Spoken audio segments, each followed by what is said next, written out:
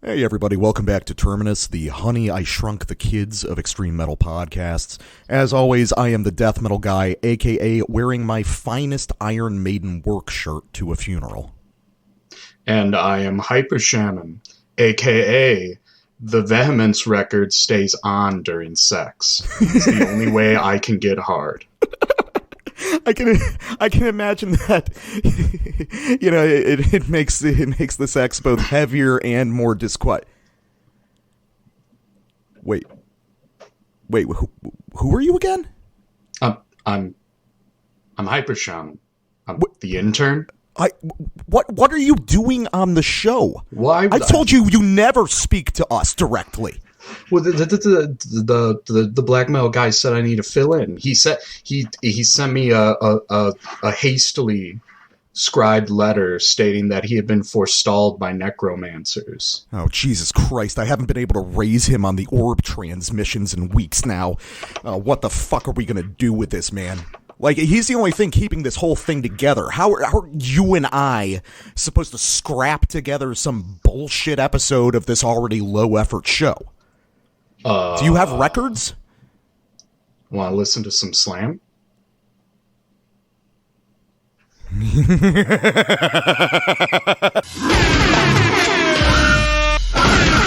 to this track, bitch. Maybach music. Listen to this track. Alcoholics feel that shit. Ladies and gentlemen, welcome to Terminus episode 81.5 with the death metal guy and Hyper Shaman. And while Dad's away, the kids will play with records they are not allowed to buy or listen to ordinarily. And the first one that we have this evening is the return of a favorite of both mine and the Shaman's, which is Baalsebub with Famine, their new EP out on New Standard Elite. We've been waiting, 6 years for this? Yeah, I was actually just about to double check the exact time passed. Yeah, 6 years. 2016, Sickness of the Holy Inquisition. We got a demo of, I think, one of these songs off of Famine. Mm-hmm. Yeah, one of the songs off of Famine we got in 2018. And then it took it took another 4 years. And I remember we were so stoked about this, and then it actually dropped, and we're like, oh, this is less than 15 minutes long. This is what we get after 6 years. You couldn't even get us a quarter hour of new material, guys. Shit. But so I saw that, and I was like, oh man, really? But you know what?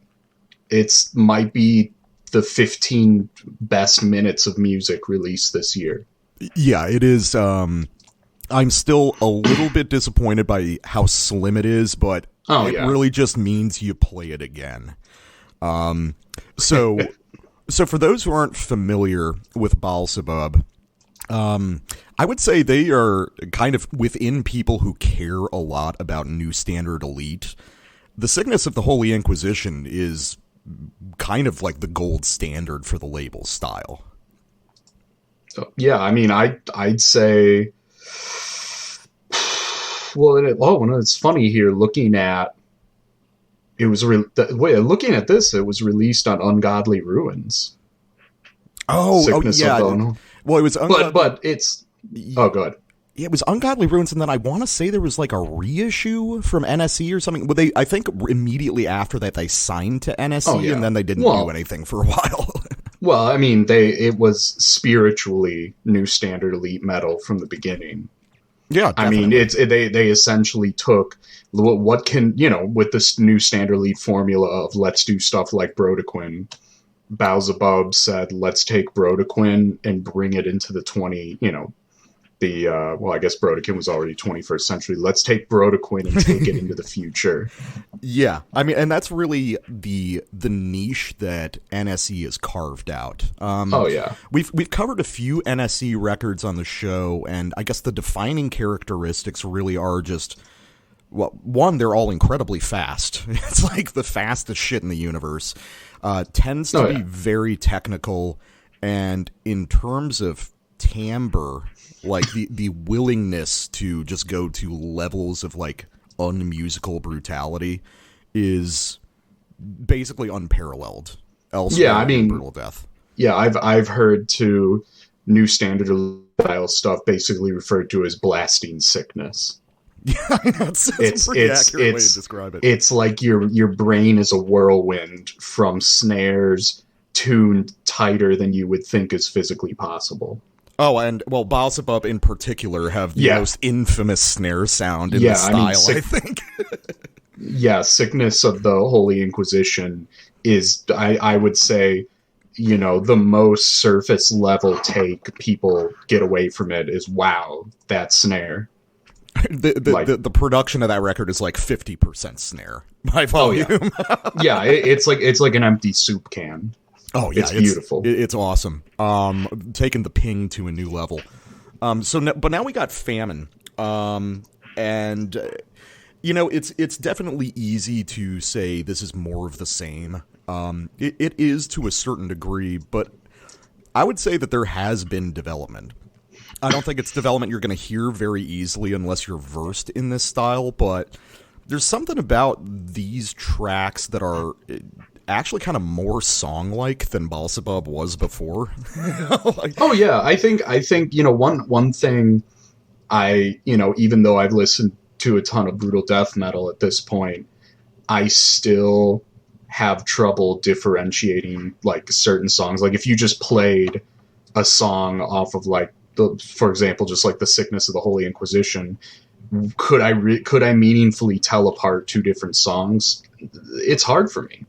But on Famine, they definitely, they have more of their own character.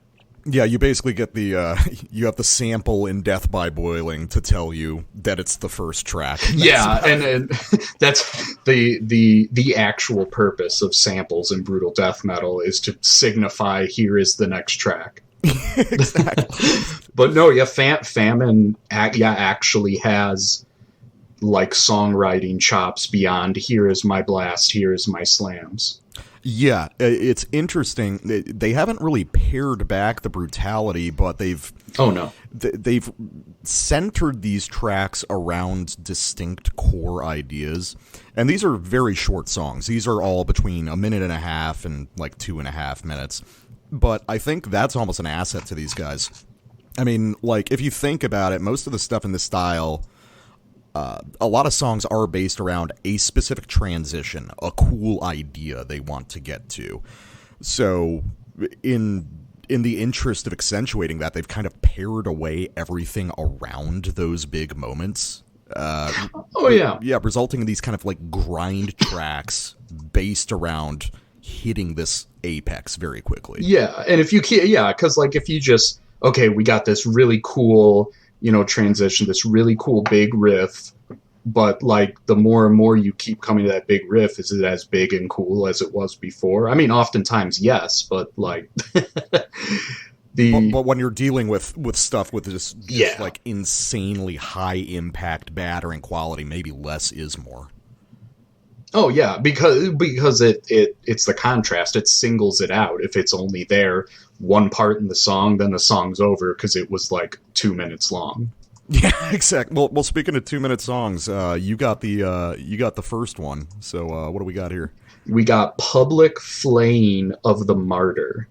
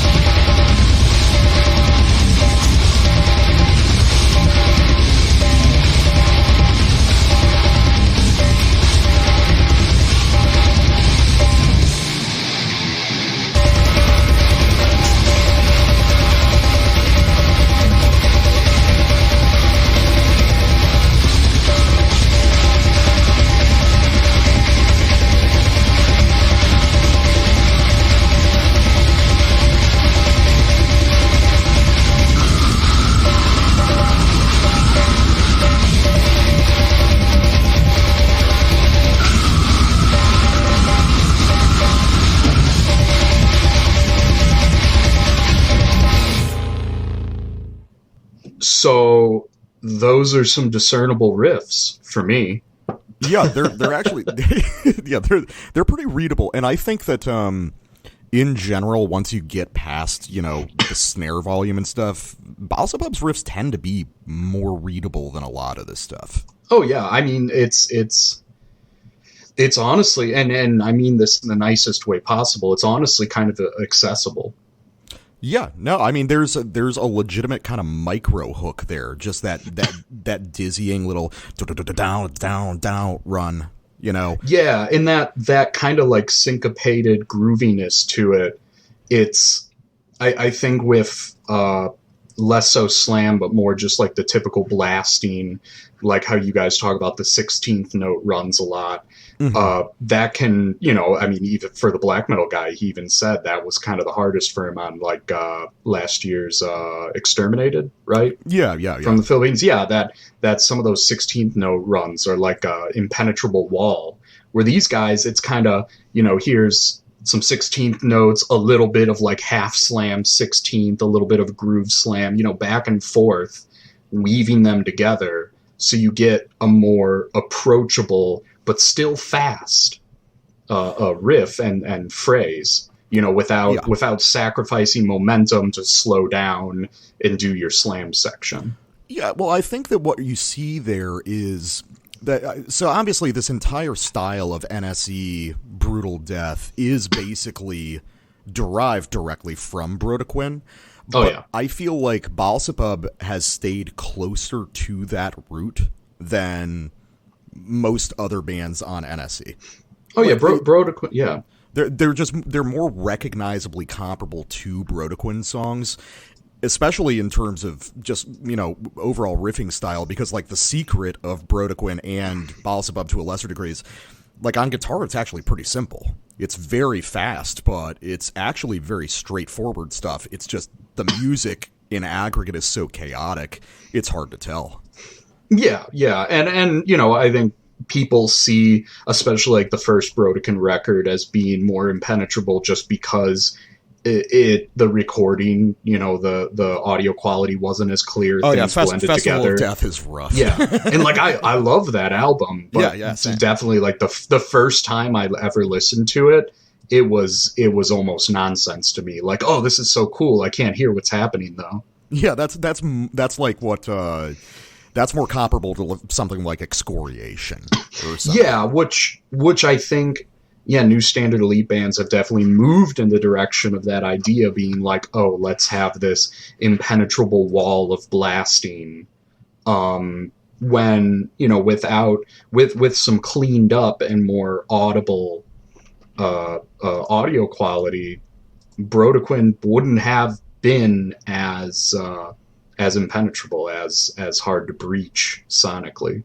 Yeah, and which is, an essential part of what made it good. Well, and the other thing is that, like Brodequin, I think that riff by riff, Baalsebub are a little bit more in touch with, like, normal death metal riffing. Oh, absolutely. Yeah, I mean, these riffs, while a lot of them are, very brutal death metal, and the slammy bits are definitely slams, and there's a lot of chromaticisms, it's still, there's the melody is much more closer to like something you could see off an old school death metal album, like something like Incantation or Morbid Angel. Yeah, they're not doing like not 1-to-1, but yeah, no, definitely, but like they're not doing like the weirdo technical flourishes where like everything is caked in pinch harmonics and bizarre high chording and shit like that. Yeah, it helps with that intelligibility for sure. Yeah.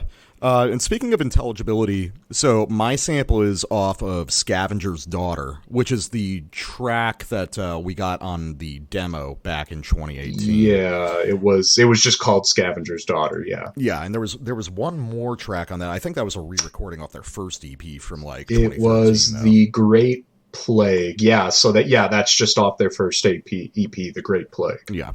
In 2013. Yeah, that was their very first release. And then, so Scavenger's Daughter, this is going to be really simple and straightforward. You've got this big kind of hyperblast sequence into this series of breakdowns.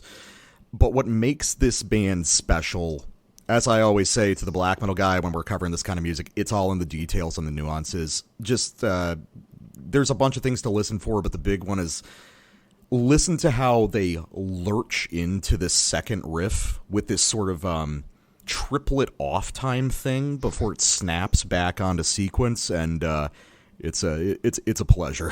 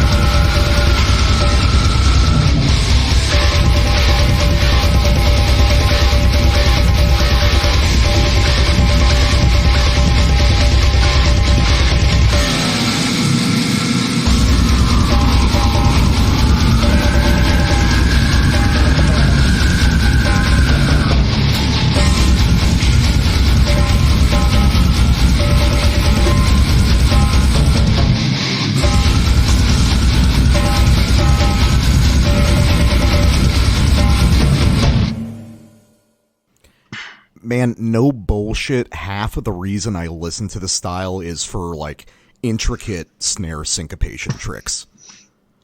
Oh, yeah. Well, then that's, you know, once again, that comes back to, like, the groove, the paradoxical funkiness of brutal death metal. Oh, yeah. I mean, Jesus Christ, that transition where he's just laying into that almost, like, samba-inspired all-off-time snare rhythm. It's my God. it's like a funk break. Yeah, it's wild. Yeah, I always point that out to people on slam shit. It's like the coolest slam drumming is always that kind that really leans into the funk. You know, that's oh yeah, it's like it swings it a little, like with what you're saying with the 357 Homicide. Yeah, the bits where it kind of swings with it. Oh yeah, so 357 had that insanely exaggerated timing. Like they were like almost falling off the bar. They would swing shit so hard. But then, you know, another thing to notice here that I want to put, we've kind of talked about it, and we'll talk about it a lot more when we talk about the next record of the night, is how this is a drummer band in a way. Yes. I obviously love the riffs; they're really cool, but this is really focused on the drumming.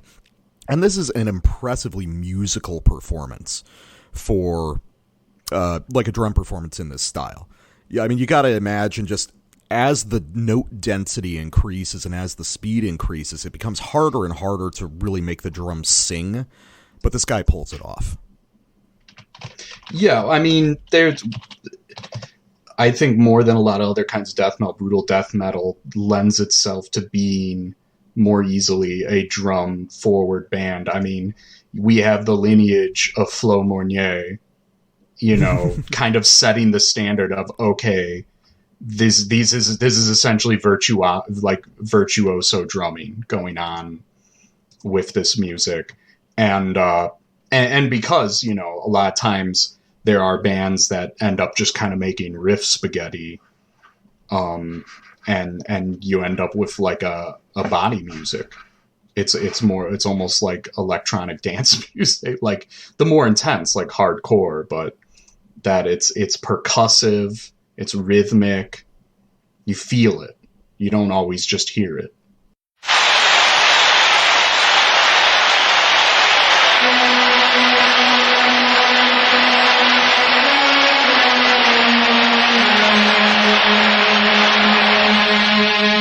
Come on. Yeah. Clicker juice and Lowdown up in this bitch for the 9-6 hoe. Here to let you know how I motherfucking feel. What's on my motherfucking mind, bitch? I feel low down. I really don't give a fuck about a bitch. I be humping, bumping, jumping, coming, running on the trick. Leave it up to me. I kill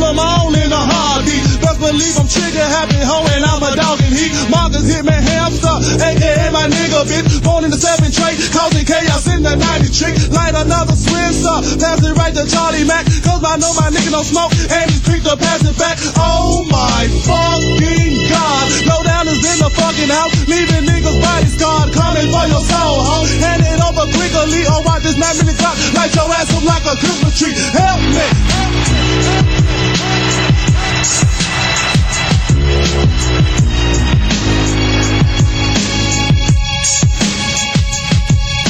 Lowdown is the sinister, so won't you come and get you some? Leaving niggas playing ass out like it being off. Lowdown is the sinister, so won't you come and get you some? Leaving niggas playing ass out like it being off. Lowdown is the sinister, so won't you come and get you some? Leaving niggas playing ass out like it being off. Lowdown is the sinister, so won't you come and get you some? Leaving niggas playing ass out like it being off. Lowdown is the sinister, lowdown is the sinister. How many niggas must I kill for me to get my point across? Ducking dogs, scared to die, but it's still gonna be a holocaust. Caught him slipping, seen that bitch, reaching for my fucking throat. Grabbed him by the hair, hit him in the ass, said this a murder I wrote. Only 23, but where I'm from, I'm 6,000.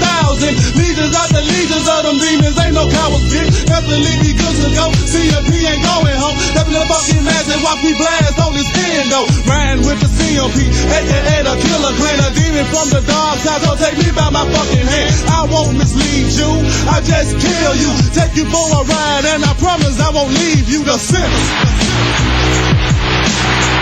Yeah. Next up, trigger juice for this bitch. As you hoes didn't know.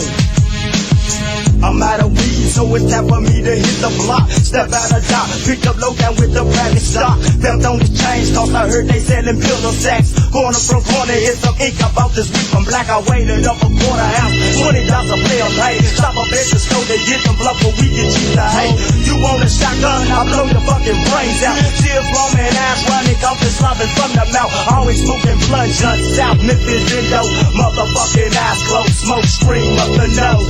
Yeah. Full home in this motherfucker for the 9-6. I got my nigga Lowdown in this motherfucker and the CMP in this bitch. Oh yeah, Hitman helping this motherfucker, and I wanna let you motherfuckers know my nigga Lowdown is sinister. He keeping it real. All right, next up we have Naegleria Fowleri, Dissolved in Substance, which is an independent release on Bandcamp. This is essentially, yeah, this is a GORENOISE record. Mm-hmm. At first, you know, I had my reservations with the tag. I thought, no, it's not as much of a wall as, you know, Last Days of Humanity, but after listening to it in full, it's GORENOISE. Well, I think that's an interesting discussion in and of itself, because, like, I wrote in the notes that I think if you went back 15 years, this would be GOREGRIND. Oh, yeah, I mean, 15 years ago, GORENOISE... I mean, I didn't see the term GORENOISE get thrown around, I don't know, maybe till like four years ago, maybe, like more often. Like I had always heard it as a term related specifically to Last Days of Humanity, but then I started seeing other bands be referred to as GORENOISE too. Yeah, its use as a term of art has really become a lot bigger. I remember I used to buy GORENOISE tapes from like little distros back like 10 years ago. Mm-hmm. But then it was like a niche of a niche of a niche. It took a while for it to be like kind of recognized as a term.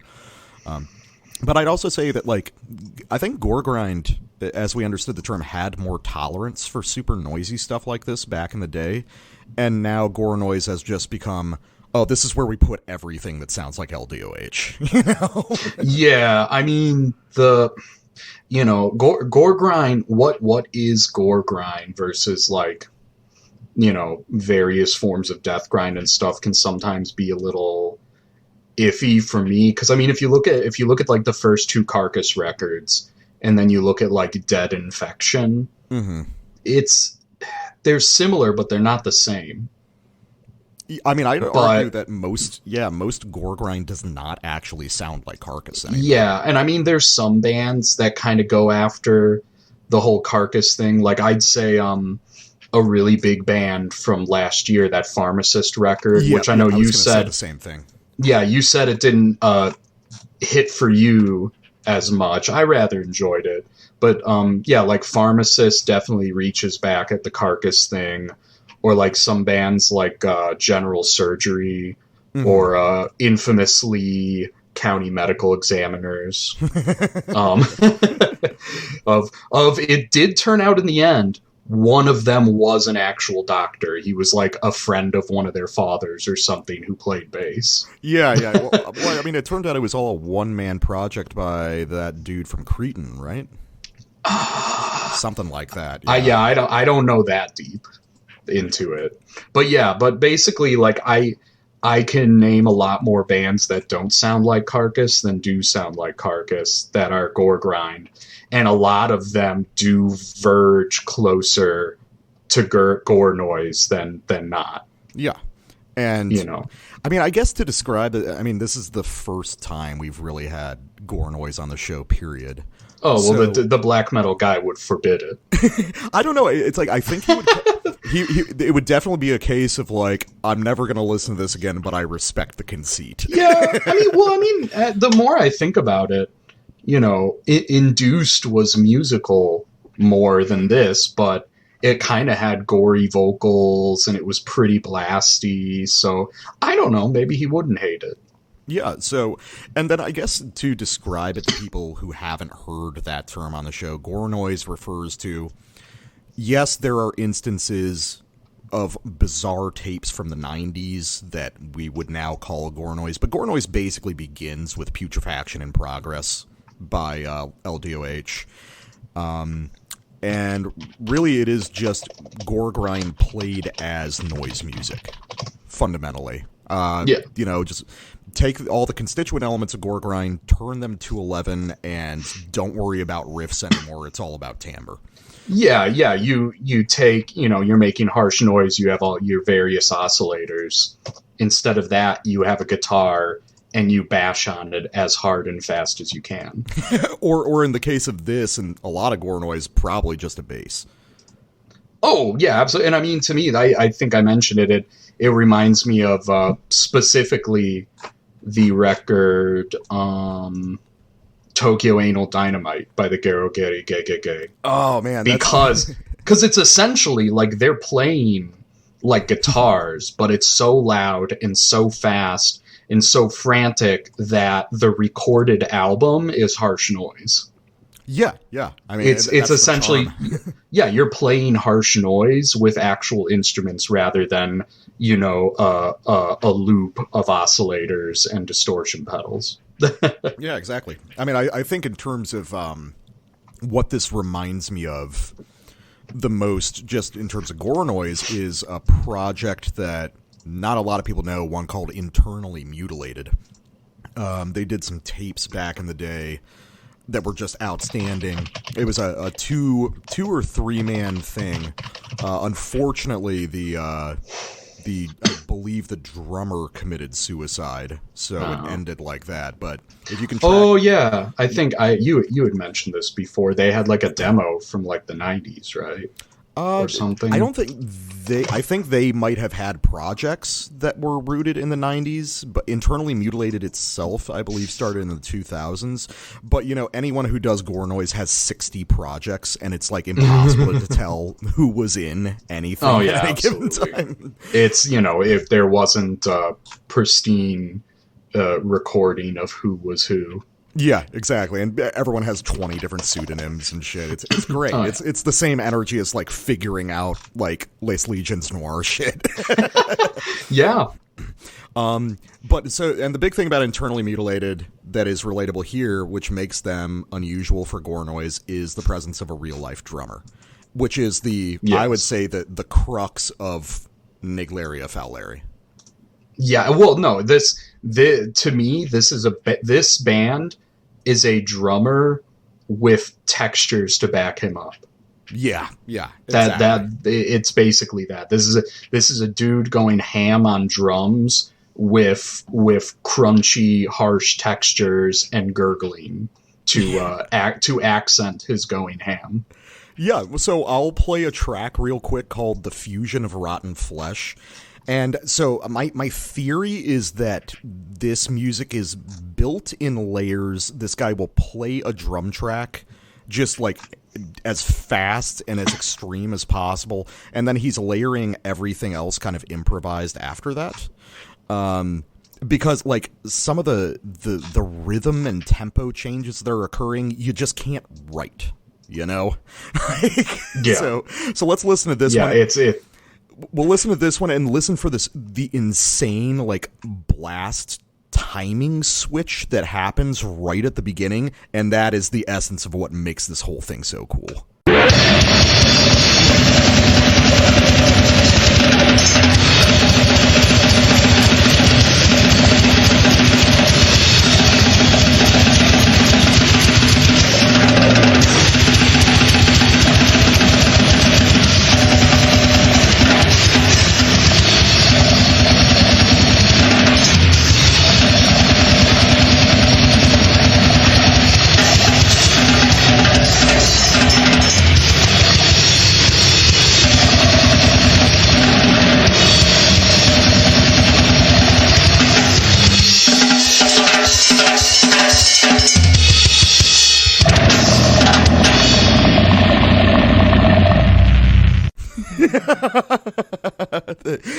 He's doing like the GORENOISE version of like a glam rock song ender, you know? Yeah, that's his like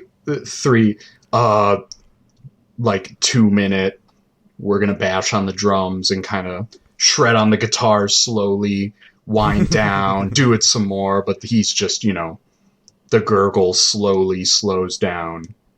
And and he's just going wild on the cymbals. Yeah, so like I said, like that's one of those few things that's like a specific gore grind technique, that like blast shift that he does there. That's like directly from LDOH. They would do that kind of thing a lot. And it's like it's I don't even know how to describe it in like musical terms. It's a strange. I think it's. Oh, go ahead. Yeah, I think it's to do with what's being emphasized. So, I mean, back to just using like a swing as a concept to illustrate this. A swing and then like a regular straight rhythm are both in 4/4, but that straight rhythm is 1, 2, 3, 4. And the swing is 1, 2, 3, 4. So I feel like by simply kind of changing the emphasis on like what part of the blast is on what beat of the measure, not that there's exact measures going on here, who knows it. but I feel like just by swapping the emphasis by even one note, the blast changes. Yeah, it's this like up or down beat inversion technique, but like combined with an extended fill that makes it sound so fucking crazy, and then you're compressing it so hard because you're playing it like 300 beats a minute. It's like oh, go ahead. It's kind of like Viscera Infest. Yeah. Viscera Infest does a lot of those like weird beat inversion techniques. Yeah, I mean, I guess they're more like brutal death metal and gore grind, but I think that's... Yeah, but once you start playing at that speed that like, and I mean notorious for, and especially like the fills are short, but with how fast the songs are going, it feels like they take forever. It's almost like every fill is a weird little drum solo. Yeah, and that's sick. It's so awesome. What do you got? What do I got? So, I have Micro World Killer. This one, I with an album or EP like this, that's kind of so monolithic, just like one thing for like 12 minutes. Mm-hmm. This was the one section where I thought I might have heard a riff.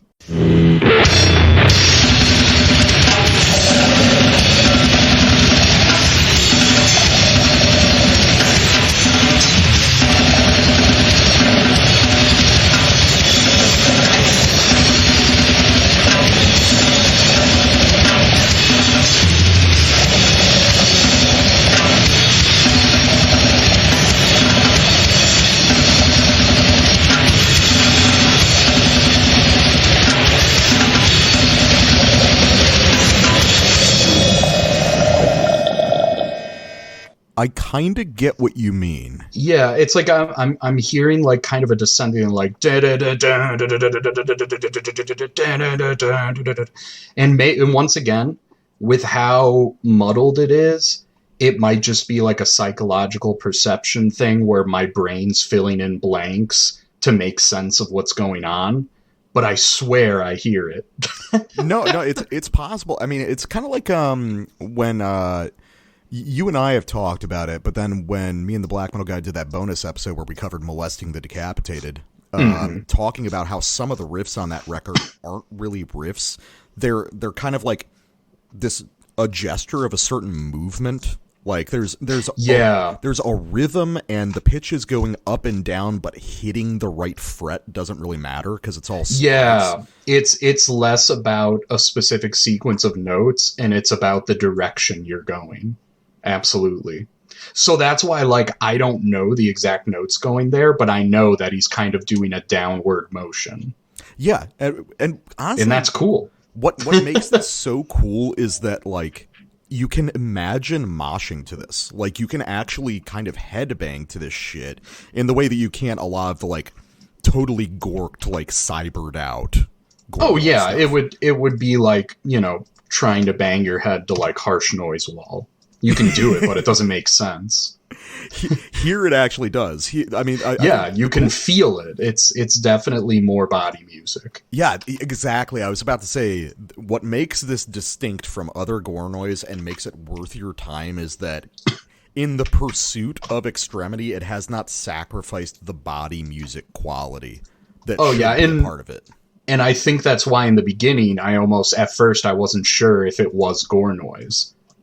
Because it felt musical enough for at parts, but I mean, at the end of the day, it's not. It's reaching at it where most gore noise just nothing at all. That's the ultimate description. Musical enough. Yeah, exactly. Punk ass nigga, you ain't shit. Talking all that shit, all you is just mouth and bullshit. Tell him, C9. So all you fucking do is run your goddamn mouth. Oh, wait. Nigga, you ain't finna do shit. Nothing. Man, you just talking bullshit. Nigga, I'll kill your ass right now. Fuck what you say, nigga, it don't mean shit. Fuck what you talk, fuck that nigga, fuck that nigga. Fuck what you say, nigga, it don't mean shit. Fuck what you talk, nigga, fuck that nigga. What? Fuck what you say, nigga, it don't mean shit. Fuck what you talk, fuck that nigga, fuck that nigga. Fuck what you say, nigga, it don't mean shit. Fuck what you talk, nigga, fuck that nigga. Bring the body back because I'm commencing me putting you niggas to rest. So I say on this chest, trying to stop on my tape, rip his head, make the blood hit to split up his back. Bloody murder, the torch, and scorch and forge. Fuck ass niggas, they hit the front porch. My life, that's so wild, I don't show no remorse. I get so crucial as I slice up your corpse. And you niggas can't breathe when I choke on your throat. Make your blood hit that flow, coming straight from your nose as I strangle you. Hoes tangle you and your club, walking eyes and they close, make you twitch at the toes. It's a slaughter, body to powder, ass like your harder, take on your harder. Leave body parts in the front of my yard, leave body parts in the trunk of my power. When I take lay down, when I brush tricks like a fake trick, lips on the first tuck, kids, you remember thinking mud, niggas slipping in your blood, rush duck, when I'm fucking with the duck, getting crunk, this nigga, I'm killer, I'm to the shit, full of niggas, get pussy, bitch, ass, forget, fucking with the fucking gun, jumping in the river, let me fly, bitch, killers ain't my shit, when I click, you just think of that bitch, nigga, nasty nigga, run into a bust ass trick, I'ma hit you with the SKS to your chest, when you slip from my head, putting chicks to your neck, but I hide when you ride, I ride to my mind, cause the night, cause the time, and it's bound with the dick. Fuck what you say, nigga, it don't mean shit. Fuck what you talk, nigga, cause I burn it. Fuck what you say, nigga, it don't mean shit. Fuck what you talk, nigga, I burn it. Fuck what you say, nigga, it don't mean shit. Fuck what you talk, nigga, cause I burn it. Fuck what you say, nigga, it don't mean shit. Fuck what you talk, nigga, I burn it. Snapping on niggas, I empty my trigger, be leaving your right there off in the ditch. Zoom to the man with a gang, get a man with a motherfucker touching your motherfucking lip. Living and breaking, they kicking, they punching, they stopping, they stopping, they shooting, they slanging, they popping, they glass on hoes like you. That's if you wanna be testing me, man. Breaking these niggas, I'm fucking these niggas, I'm cocking them back and I'm pulling my trigger. I'll make you run with a motherfucker gun. Oh, I heard you wanna get So I may bring your ass my brother, son. I'ma lay you down like concrete on the street. Once it's absurd, I look at the nigga that said to me. Fancy dog, the bitch do it all. Beat time about on the sensation small. Down in the slum, in the gutter south, pimp with a nigga straight pimpin' on the young nigga dip. Rock one hoe on the Drake dough. With the ground, put a full stove at the dough. With the jungle post, about a winner for the knots. While the nigga boom rocks and the block stay hot. And the clock stay calm. On the nigga hill, 45 hollow point tilts in the clip. A nigga wanna talk about the slum, I was in the book and wanted not to Frank. And the home since the penny. Late night on the track, women getting swing crate with another young nigga balance out with a 15 and a 15 full full cheese. Hustling on the track saying fuck the police. Fuck what you say, nigga, it don't mean shit. Fuck what you talk, nigga, cause I ain't burning. Fuck what you say, nigga, it don't mean shit. Fuck what you talk, nigga, I ain't burning. Fuck what you say, nigga, it don't mean shit. Fuck what you talk, nigga, cause I ain't burning. Fuck what you say, nigga, it don't mean shit. Fuck what you talk, nigga, I ain't burning. Nigga me stay around till I'm at figures so live me killing me robbing these niggas they get to the slippers I pull up a set on the internet of the sympathy pretty woman to me making it and I'm ripping the hook that you're fucking attention. Bitch for a nigga better count your blessings. Bitch for a nigga my nuts shit tested. Motherfucking nigga better watch out. Saps to the room rolled up that boom. Watching the niggas lead out on the road with up and I go right up at the door. Coming to the wood grain bust to the Chevy like to the window with a bump in the back. Turn to the hand dead body in the trunk ass arm in the leg to the rainbow track. Killers motherfucker you heard. If y'all motherfuckers bleed why y'all thinking y'all serve? Fuck what the whole say. It ain't nothing but the money making dance. Baby, I sit back and I laugh at the nigga and nigga looking to the eyes of the black man. If you're alone, brother kick big cock click blast on the nigga with the 4-4 ROZAFELLA.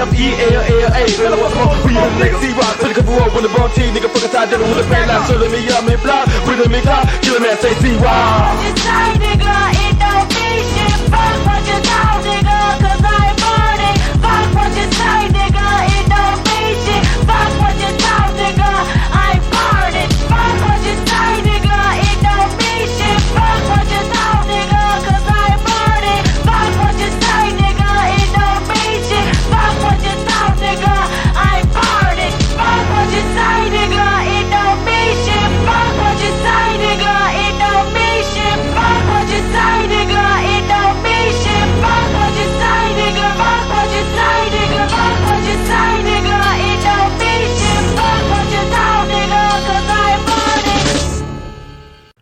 All right, everybody, we're through our super fast EP section, and now we're at the meat of the episode, the delicious crunchy marrow that you're all looking for. But real quick, before we get to it, we got to do our housekeeping. You know, you can follow me, the Death Metal Guy, on social media, on Facebook at Terminus Podcast, and follow the curiously absent Black Metal Guy on Instagram at Terminus Extreme Metal.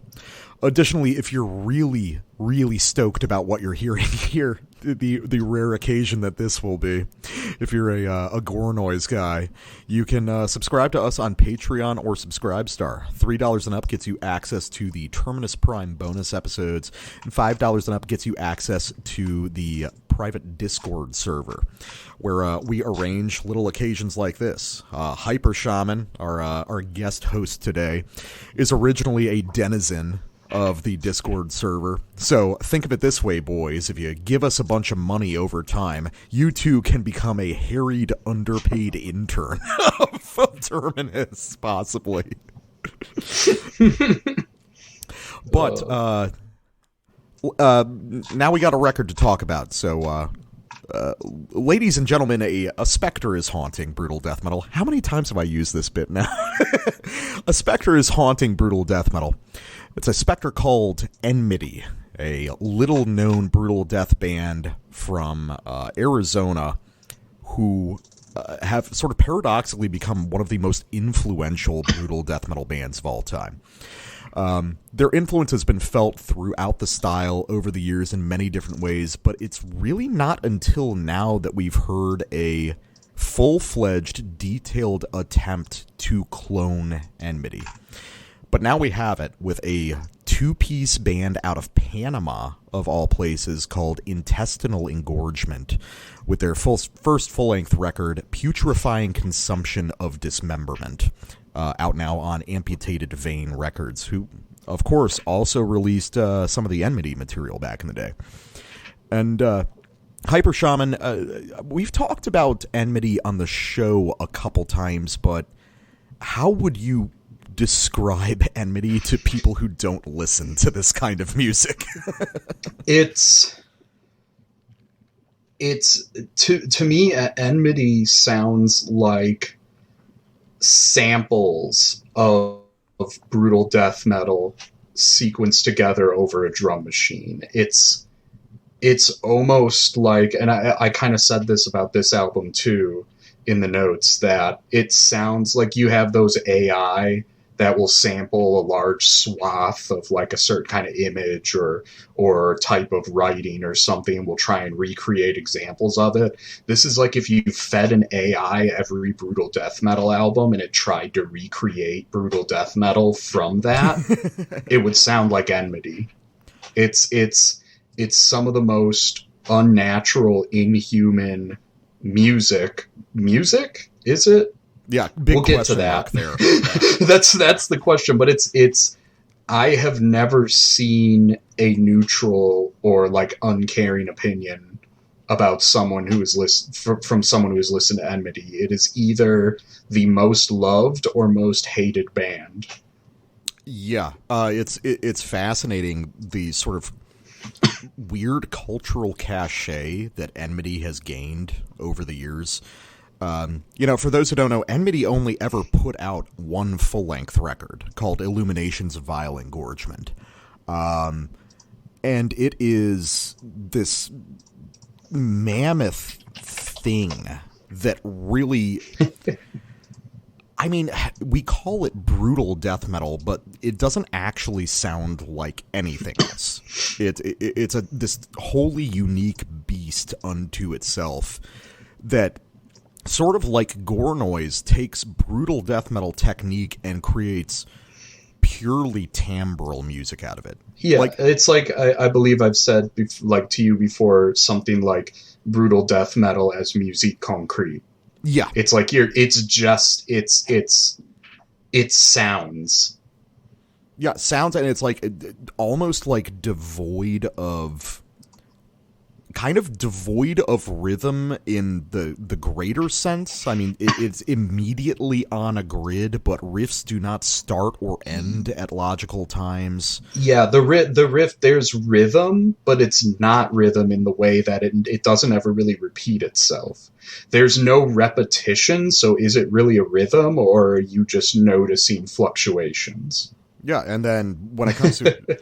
I think we've both probably listened to that Enmity record, hundreds of times. Can you hear a riff on that record? Like, does anything happening on the guitar make sense at all? It's once again, it's like GORENOISE. There's times where I think my brain is just trying to fill in the blanks.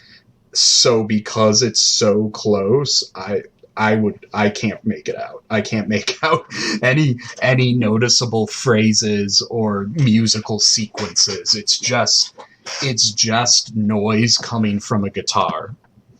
Yeah, and it's especially fascinating because it seems like there's very little, historically, any communication with the guys in Enmity. I've heard tell that there's a couple interviews out there, but I think it was before Illuminations. Because, like, some of the earlier stuff, like, Vomit Forth Intestinal Excrement, is a little bit more like brutal death metal. Like, you can tell there's kind of music there that's been distorted beyond recognition.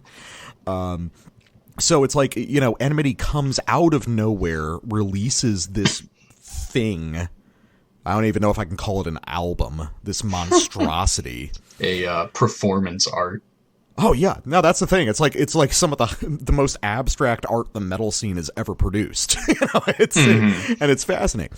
So this is a long way around saying Intestinal Engorgement here is the first band I think that has consciously attempted to recreate every salient aspect of Enmity. Like over on Metal Archives, one of the guys is wearing an Enmity shirt, and oh yeah, look at that. I've seen little bits about them talking about, it's like, yeah, this is supposed to be Enmity worship. Now, plenty of brutal death bands since Illuminations came out have incorporated aspects of what Enmity's doing. Mm-hmm. But aspects can be broken out and incorporated into music. This is the first. Yeah, like I've heard putridity referenced a lot as like, oh, they're trying to take enmity and make it like more tangible, more musical. But even then, like it's not one-to-one. Yeah, it's not one-to-one. It's like even if they incorporate enmity, putridity still at the end of the day is like more like malignancy. You know? Yeah. Like there's technical flourish to putridity's music. Mm-hmm. They're fucking astounding. I love that band. I got to see them live one time. I don't know how the fuck they play that stuff in real life. Yeah, I mean, I guess the only things I could say are similar in the sentiment, but not similar at all sonically would be like Encenithrak, just from the chaos. Yeah. From the I mean, well, there's no way Encenithrak exists without enmity. Yeah, and then like maybe Neanderthals coming from just absolutely bizarre, brutal death metal. Yeah, Neanderthals, I would say that something that gets at the essence of enmity while sounding nothing like it is... Oh, yeah, no, yeah, sound is almost opposite. Like, it's not... I see Neanderthals as more sparse, where enmity is a straight-up brick wall of sound. Yeah. Well, I meant that in terms of artery eruption. Yeah. Who have that same abstract music concrete thing going on. Yeah. But approached from the opposite direction of just like sparseness and slowness. Oh yeah, it's where enmity is full on maximalist. You have artery eruption, which is, you know, two guys banging out the tunes. New one coming on Ossuary Industries, dude. I can't fucking wait. Yeah, it was surprising. I had no idea when you mentioned that. I mean, I think I brought to attention that Moeller band, the Christian slam band, which was interesting because I know you mentioned you didn't think he'd ever do music again. Mm-hmm. And now they're straight up just coming back to artery eruption. That's wild. Oh yeah, I'm stoked, man. I'm really excited about that. But okay, so we can talk about this more, but let's play a sample so people know what the homogeneous material of this record is. The fabric of sound.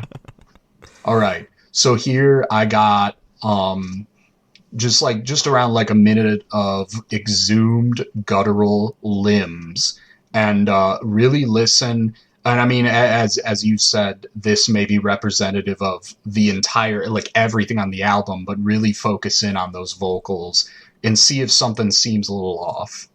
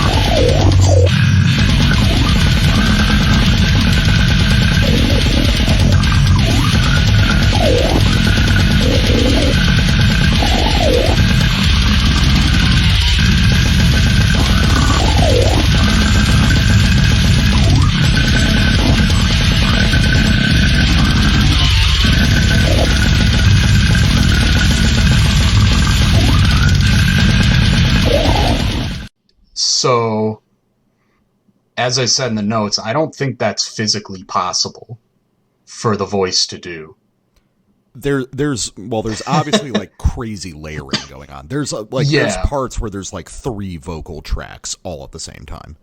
But like there are sections there where you'll have like one part of that sound and then all of a sudden rapid cut to like a different level volume wise and different timbre, with like no glissando or like vocal fricative or anything in between it.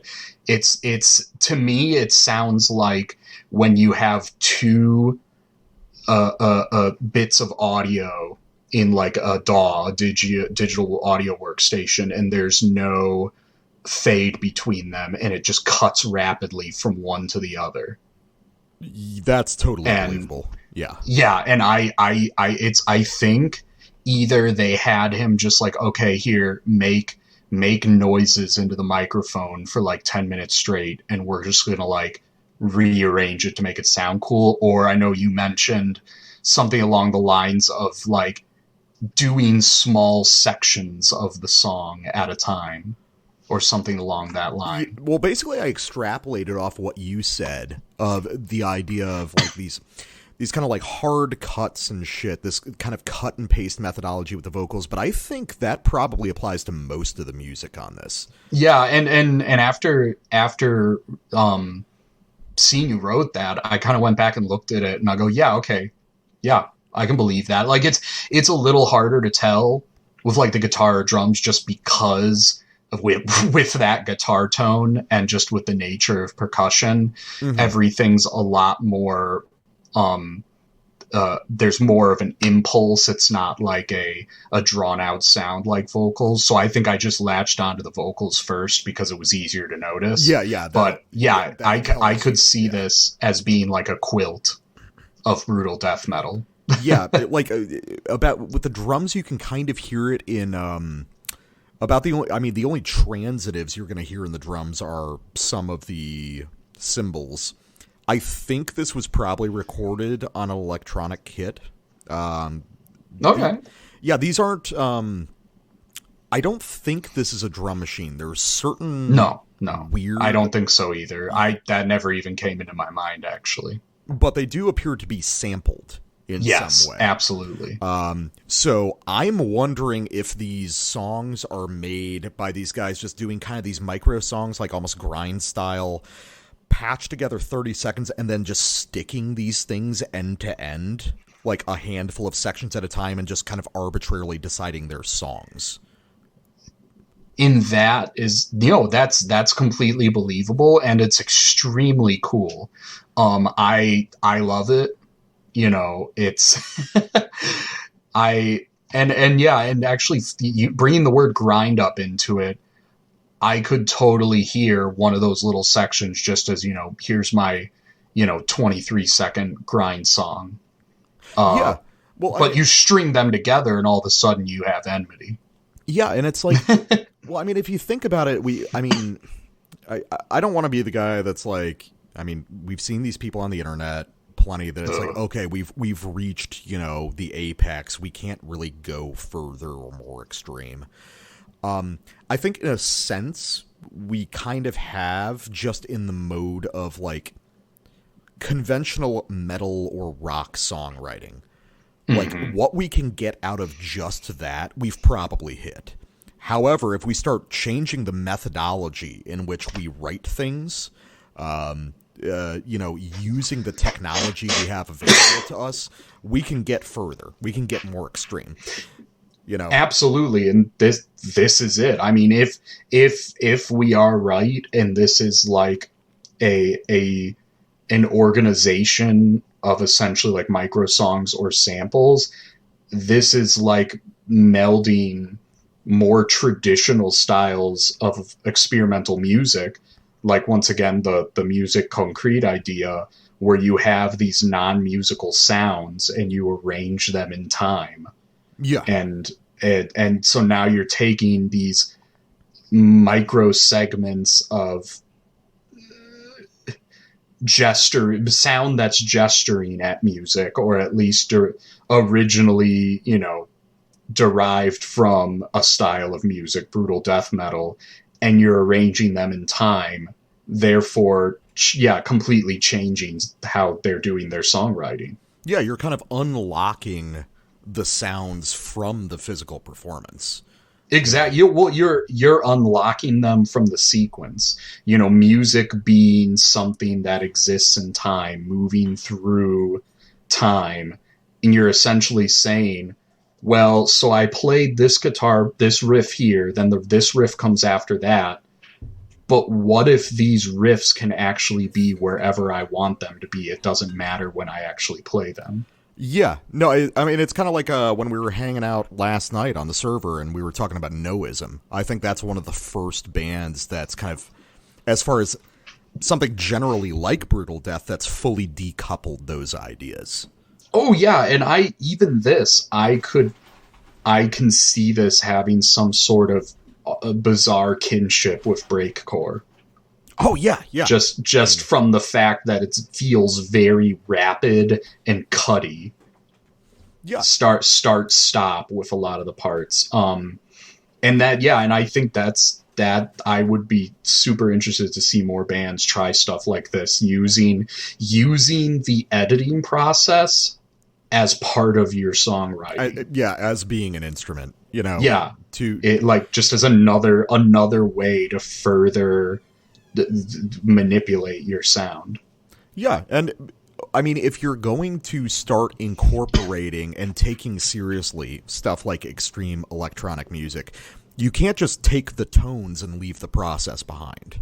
Oh, absolutely. The sequencing samples and sounds is so key. Yeah, absolutely. So let me do a sample off Mutilate and Eviscerate. So what we've been talking about, let's concentrate on the idea of the cut-up idea, and also at the beginning of the song, maybe giving credence to the whole like stitched-together micro-song idea. You're actually going to hear the same riff repeated 4 times. So let's pay attention to it and see what happens.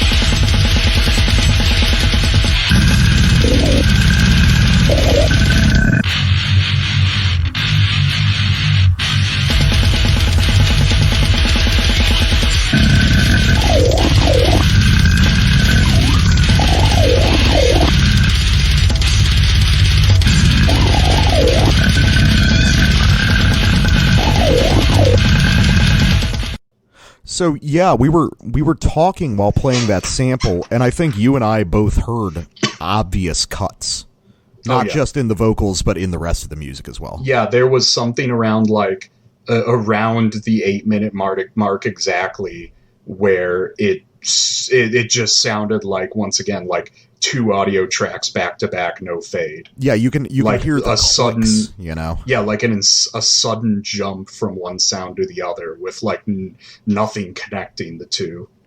Yeah. There's no kind of transitional phases on a lot of these. I think this might just be purely kind of studio made. I don't know if there was even writing, as we understand it, done for this. They might have just gotten in front of the DAW and made this record. Yeah, like here, the guitarist just plays a string of brutal death metal ideas, and they maybe just have one master track they just cut and pull from. Yeah, well, Well, you pointed out how I had said that one of the only moments of repetition is that first riff, quote unquote, that is played 4 times in the same sequence, and you said That might be exactly the same thing, just copied and pasted 4 times. It sounds incredibly the same all 4 times, like sound for sound, exact same timbre. And yeah, I mean, considering the way everything else is on this record, I'm absolutely totally ready to believe they just copy pasted 1, 2, 3, 4. Which is especially fascinating because now with this idea in our heads, we have to retroactively think about Enmity. Was Enmity done in the same way? And that's and the more we talk about this, I'm probably tomorrow.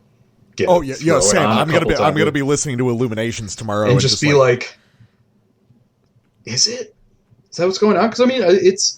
Well, and as we said, who knows if it's actually them? It's allegedly, just the 2 guys. They looked fairly young.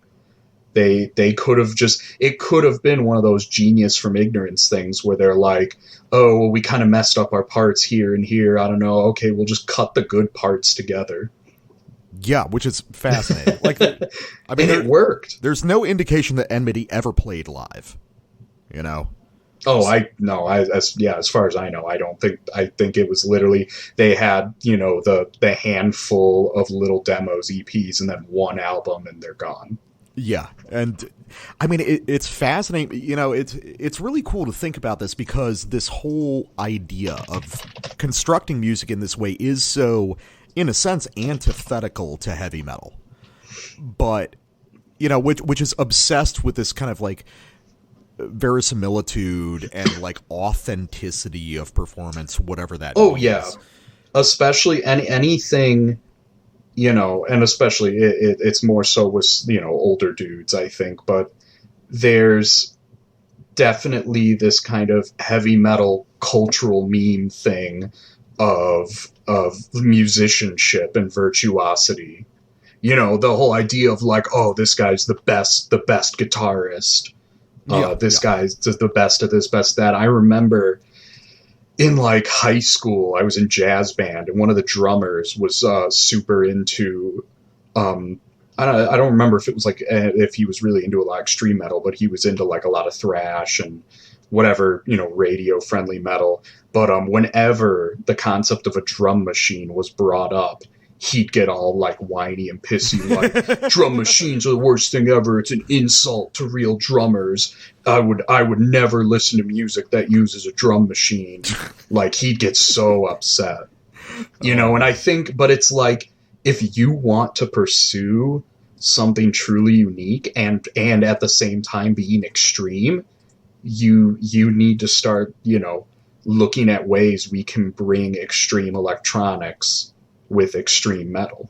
Yeah, and we've talked about that on the show a lot of the time about, it feels like just now over the past few years the average metalhead's understanding of electronic music has kind of caught up to where it needed to be. Yeah, I mean, and beyond just stuff harsh noise and stuff, but I mean, I've recently started to listen Dutch gabber music. That stuff's hard. Oh, it's heavy as fuck, dude. Oh yeah, you can sit there and just zone out and get pummeled for an hour to these mixes. And I think they're the electronic dance music and extreme metal have a kinship. It's you have these genres with heavy community, heavy genre distinctions. The joke is anytime you change a beats per minute, you have a new genre of, and I think there's a lot that they can take from each other. Yeah, and I think we're finally arriving at the point where, I mean, obviously there were isolated instances in the past where they really got it, how these things interacted, but I think now that's becoming more accessible to the average musician, and as a result we're getting shit that is incorporating the best of both styles too, and honestly it's mostly by guys who are trying to increase brutality. Oh, absolutely. I mean, yeah, look at this thing. this is fucking insane. This is, I mean, what is someone in the Discord was just the guitar tone alone is unworldly. I can't wait to, after hearing this, I can't wait to go to the next show at my local bar. And, like, instead of seeing the first 3 bands, I just play this at deafening volume, like, white-knuckle gripping my steering wheel, you know, with all the windows down in the parking lot, you know. So is people walking by, is he okay? And the answer is What's going on with that I'm guy? not okay, dude. Oh, shit. All right. What we got? All right. So my next sample is putrid vaginal sores, and just like I wrote in the notes, I feel like because of the very like the nature of this album is it's a lot of the same material. Mm-hmm. I don't really have anything exciting to say about this. I just think it's neat. Let's do it. Yeah.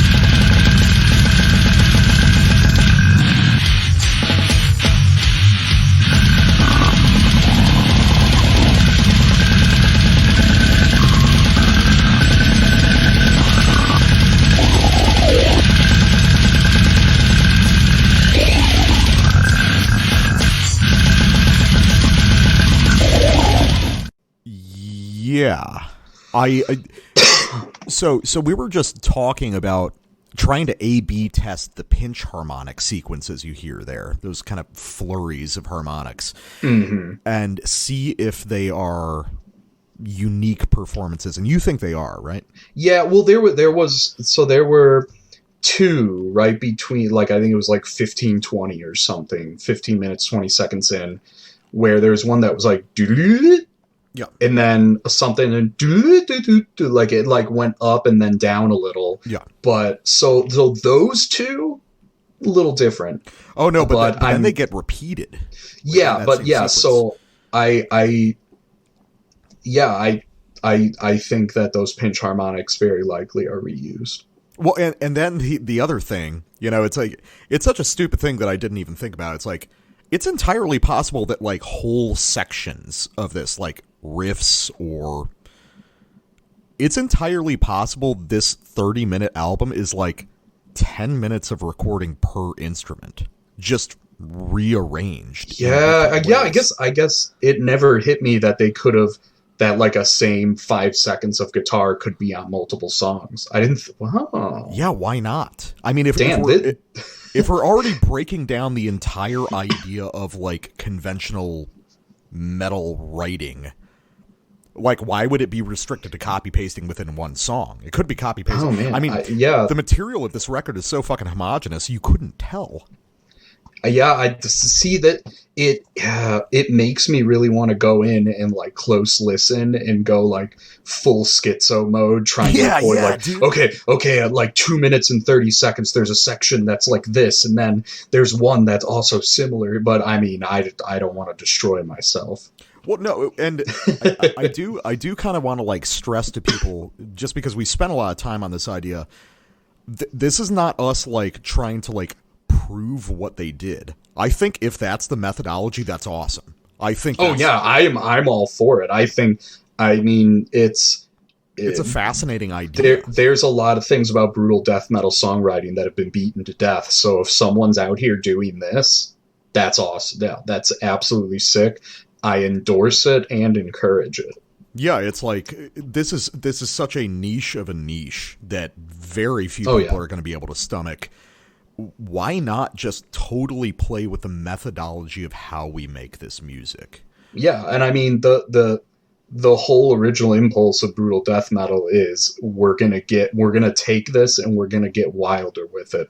We're gonna get more extreme. So what's like anything, this is. Brutal death metal is utilitarianist in that whatever serves the purpose of increasing brutality, whatever action creates the most brutality is what is good. Yeah, exactly. It's like the entire purpose, it's in the title of brutal death metal, is to maximize brutality. Exactly. So if we get the best possible clip of our guitarist doing this like way too fast kind of like open note palm mute shuffle, if we've got the best possible version of that, let's copy paste that fucker all over. Yeah, exactly. Why try, he has reached the most extreme version of this. Why risk, trying to get him to recreate that on multiple songs? Well, yeah, it's kind of like we ain't got time for that. We live in Panama. It's kind of like what I talk about regarding the idea of sort of melodic vocabulary in black metal riffing. It's like, yeah, of course we've been ripping off Dark Throne and Mayhem and Immortal riffs for God knows how many years, but that's because they found the ideal forms of these riffs. Yeah, exactly. Oh my God, if you're like not, quote unquote stealing riffs, are you really doing it right? Yeah, no, it's like, because I mean, the reason you love those bands is that someone loves a certain black metal band is because they have that sweet riff that you just love every time you hear it. Why wouldn't you want to write something like that? Yeah, no, absolutely. It's real understanding of the point of this shit. Yeah, what was what black metal guy said? One originary versus original. Yes, yes. It's you have those originary bands, and you want to use their riffs because they figured it out. They did the work for you. They captured the essence of something that you were trying to incorporate in a different idea. Yeah. So real quick, I'm going to do one more sample. It's like it's almost pointless to sample this record. Yeah, that's why on the notes I was just like, I don't know if I have anything more to say about this. It's fun. Yeah, well, I mean, it's fascinating in a sort of like meta construction way. So one more sample of a charmingly titled track called "Masturbating with Festering Bitches." Jesus fucking Christ, dude. I also love it. We need to keep that. We need to keep the alienating subject matter. Like you had said last night, like we get mean. Yeah, get fucking mean with it. It's brutal death metal. Be violent. Be mean. Yeah, keep that cruelty up. That's the whole point. That's why Devourment's so good. That's why I have some of the best lyrics. Yeah. So I just want to play this because, like, I mean, it's just a cool section. This is, I think, some of the most impressive vocal cutting, if we're assuming that it's kind of like cutting things together. Like, it's horribly layered and like grueling and extreme. Like, even for this record, it's one of the most severe parts vocally. And then before we wrap up, I'll get into some kind of, I guess we've already been there, but some kind of meta ideas about what makes this style in particular so interesting.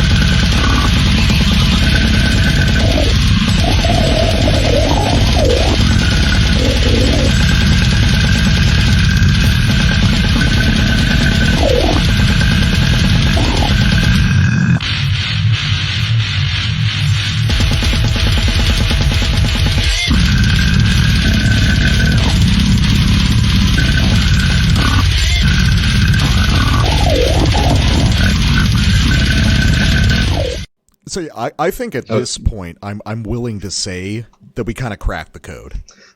Yeah, I mean, and even more so, I was just about to say that right at the end of the sample there, like there's like a slam dun dun dun dun dun dun dun dun wah, that it played, and then it started playing again. So I'm like, okay, I'm gonna really pay attention. And it 1-to-1. That was absolutely the same exact musical information, one after another. That's awesome. That's fucking killer. Yeah, this is so cool. Like I went into this album being like, okay, I started listening to it. Okay, yeah, that's cool. It's like Enmity, but the more it kind of started like unraveling into this idea of the patchwork construction, this is really cool. Oh, this is awesome. This is probably like year-end list material for me. Like it's so it's so fucking alienating, dude. Like it's I mean honestly, this is a pretty heavy episode. Baalsebub and this. I mean I know Baalsebub's going to be up there at the end of the year for me. It's like, but like there's interesting choices made across this record. Like there's no effects on these vocals, I can tell. Apart, EQ, reverb, so. Whatever, but there's no like substantial vocal effects.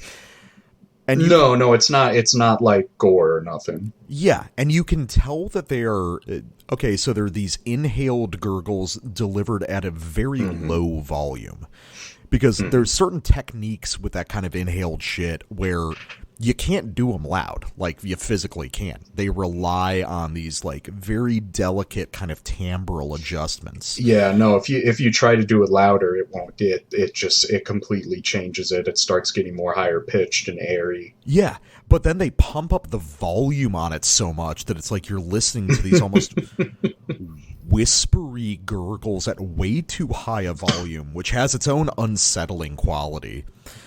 Oh yeah, it's like he's right up in your ear. Yeah, and there's also just I wrote in the notes, and again I want to make it clear, this is a positive thing. Somehow, all these songs are 300 beats a minute, and they have 1 million riffs per song, and nothing happens. Oh yeah, these guys achieve what's the Caretaker, where he like wanted to make music that's like Dementia. These guys did it in one album. I can't remember any specific musical information off this album.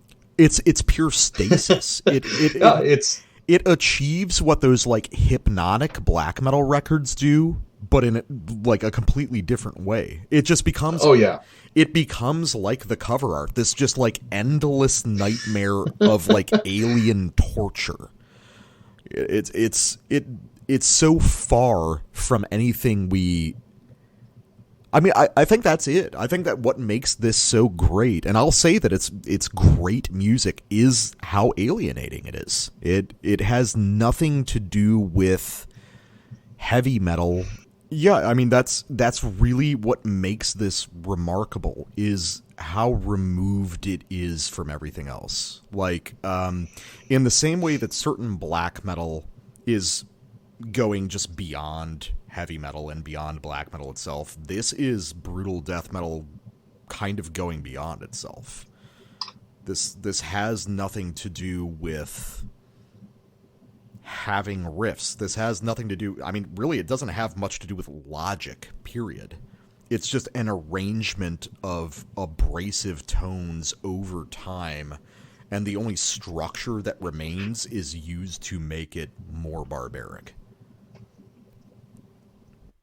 Yeah, and as we said, that's some of the most extreme electronic music is all about that alienation, that inhumanness, that unrealness, and this is the next weapon of mass destruction in the Extremity War.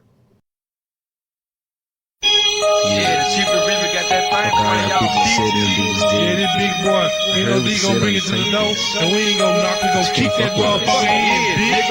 Yeah, it'll be whole living ass, bitch. I ain't scared to die, motherfucker. The niggas of destruction can't be murdered by you buggers. I ain't scared to die, motherfucker. The niggas of destruction can't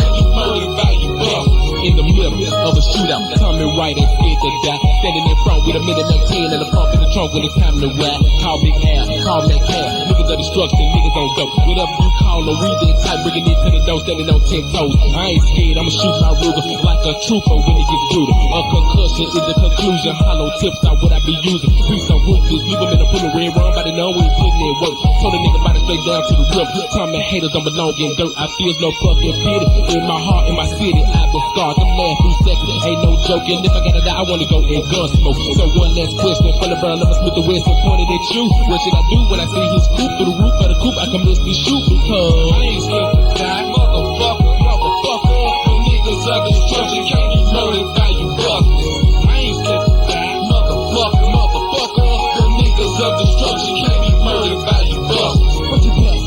Drop top 17 shots, there's a lot. No bugs, I'm telling you all about that T211 robberies. I'm taking Memphis, straight from the mouth. That ready the clown, 10 toes down. Thinking much bitches, rum, you bitches, full of that bug, pick up your motherfucking crown. After my, you can't fuck with me. Niggas are destructing NOD, the family. This girl just like Cavalier, y'all hoes, they see me. Fuck your nigga flow. Let me hit them low, ride down, pass them banana. Fuck a motherfucker, leave him broken dead. Fuck that lame ass buster. Can't even touch the sky. Nigga named Metcalf, kill or die. Where niggas stay, victim of a drive-by.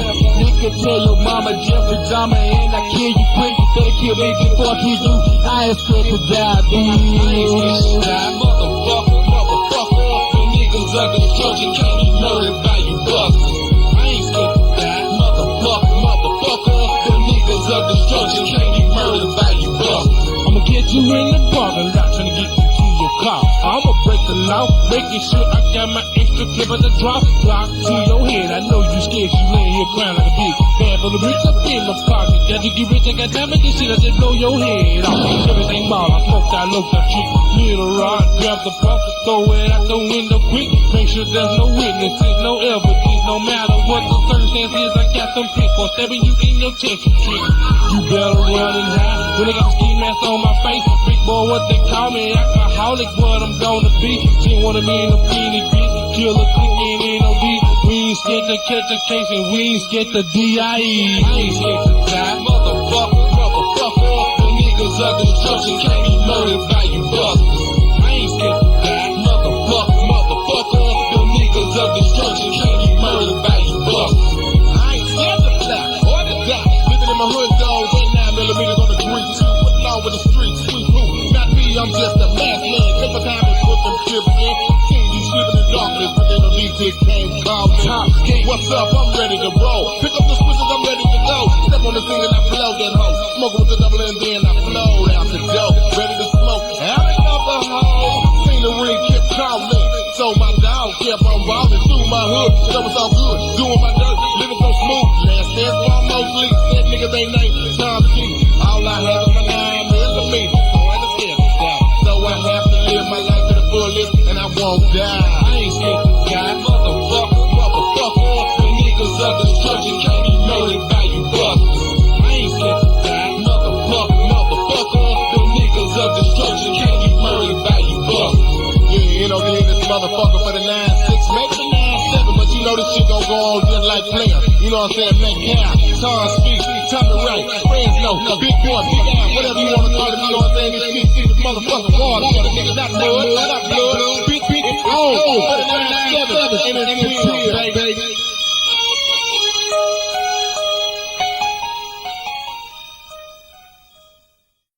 All right, we are back with our final record of the night with the debut full-length by Scumtomy, titled Planet Terror, out on Endwar Records. And we've talked about a lot of weird music this episode, but somehow this is probably the least extreme, but also maybe the weirdest record of the night. Like, how would you describe this music? Well, you know, it's funny. I was thinking about it. So I listened to this album driving out to the university that I take classes at, and what stuck with me is that intro the intro track is like this weird, like, ooh, welcome to the carnival kind of thing. Yeah. You know, like spooky sideshow kind of stuff. And honestly, that's a really apt intro. This is like weird, like carnival sideshow music kind of stuff. Like it's there's no bass line. It's all oddities. Yes. It's like there's an attempt to construct a bass line that's kind of like slam death.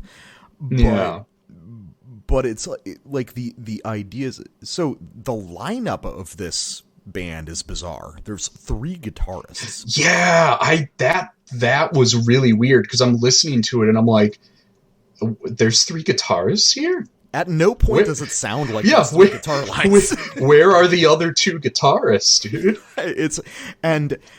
So maybe it's like a situation where it's like it's so many cooks in the kitchen all just throwing out ideas, and everybody in the band is like almost too receptive to all of them. They're like, "Oh, fuck yeah, let's do it, dude. That sounds cool." That's what I'm saying. It's kind of like it sounds like a bunch of dudes hanging out, being like, "Oh, wouldn't it be like really funny if," or like, "Wouldn't it be really sick if we like did this in this song?" So it's like they just made entire songs out of like cool little like eccentric things. And I'm noticing here the drummer is in oncology. Oh yeah, that's cool. So that's Florin, right? Yeah, Florin. Florin's kind of a hired gun. He's like all right. Florin is from Romania, and he'll travel out to the rest of the Europe to record. But basically he's like an internet drummer, you know? Okay. No, yeah. And I mean, there's a lot of Brutal Death guys that do that. I mean, like, look at Oscar Ortega's and like has been in like 50 different bands or whatever. Yeah. So it seems like the rest of the band is in Germany, but then yeah, and I would assume they are the like creative direction, which I mean, at this way, it's like it's creativity without check. It's not being kept in check. It's like the teenage version of creativity where it's just like you just want to do all the things that seem like really cool and interesting in the moment. Yeah, and it's also weird because just looking at the individual personnel on Metal Archives, these are older guys than us. These are guys mostly in their late 30s to like 40 years old. And yet, most of these guys don't have like a ton of related bands behind that. I mean, that could just be an oversight by people that don't know them. But a very strange confluence of ideas here. And the sense that I get is something to the effect of we've stumbled across a record here that is like a sort of slam equivalent of like your local bar metal band, and it wasn't really intended to get out.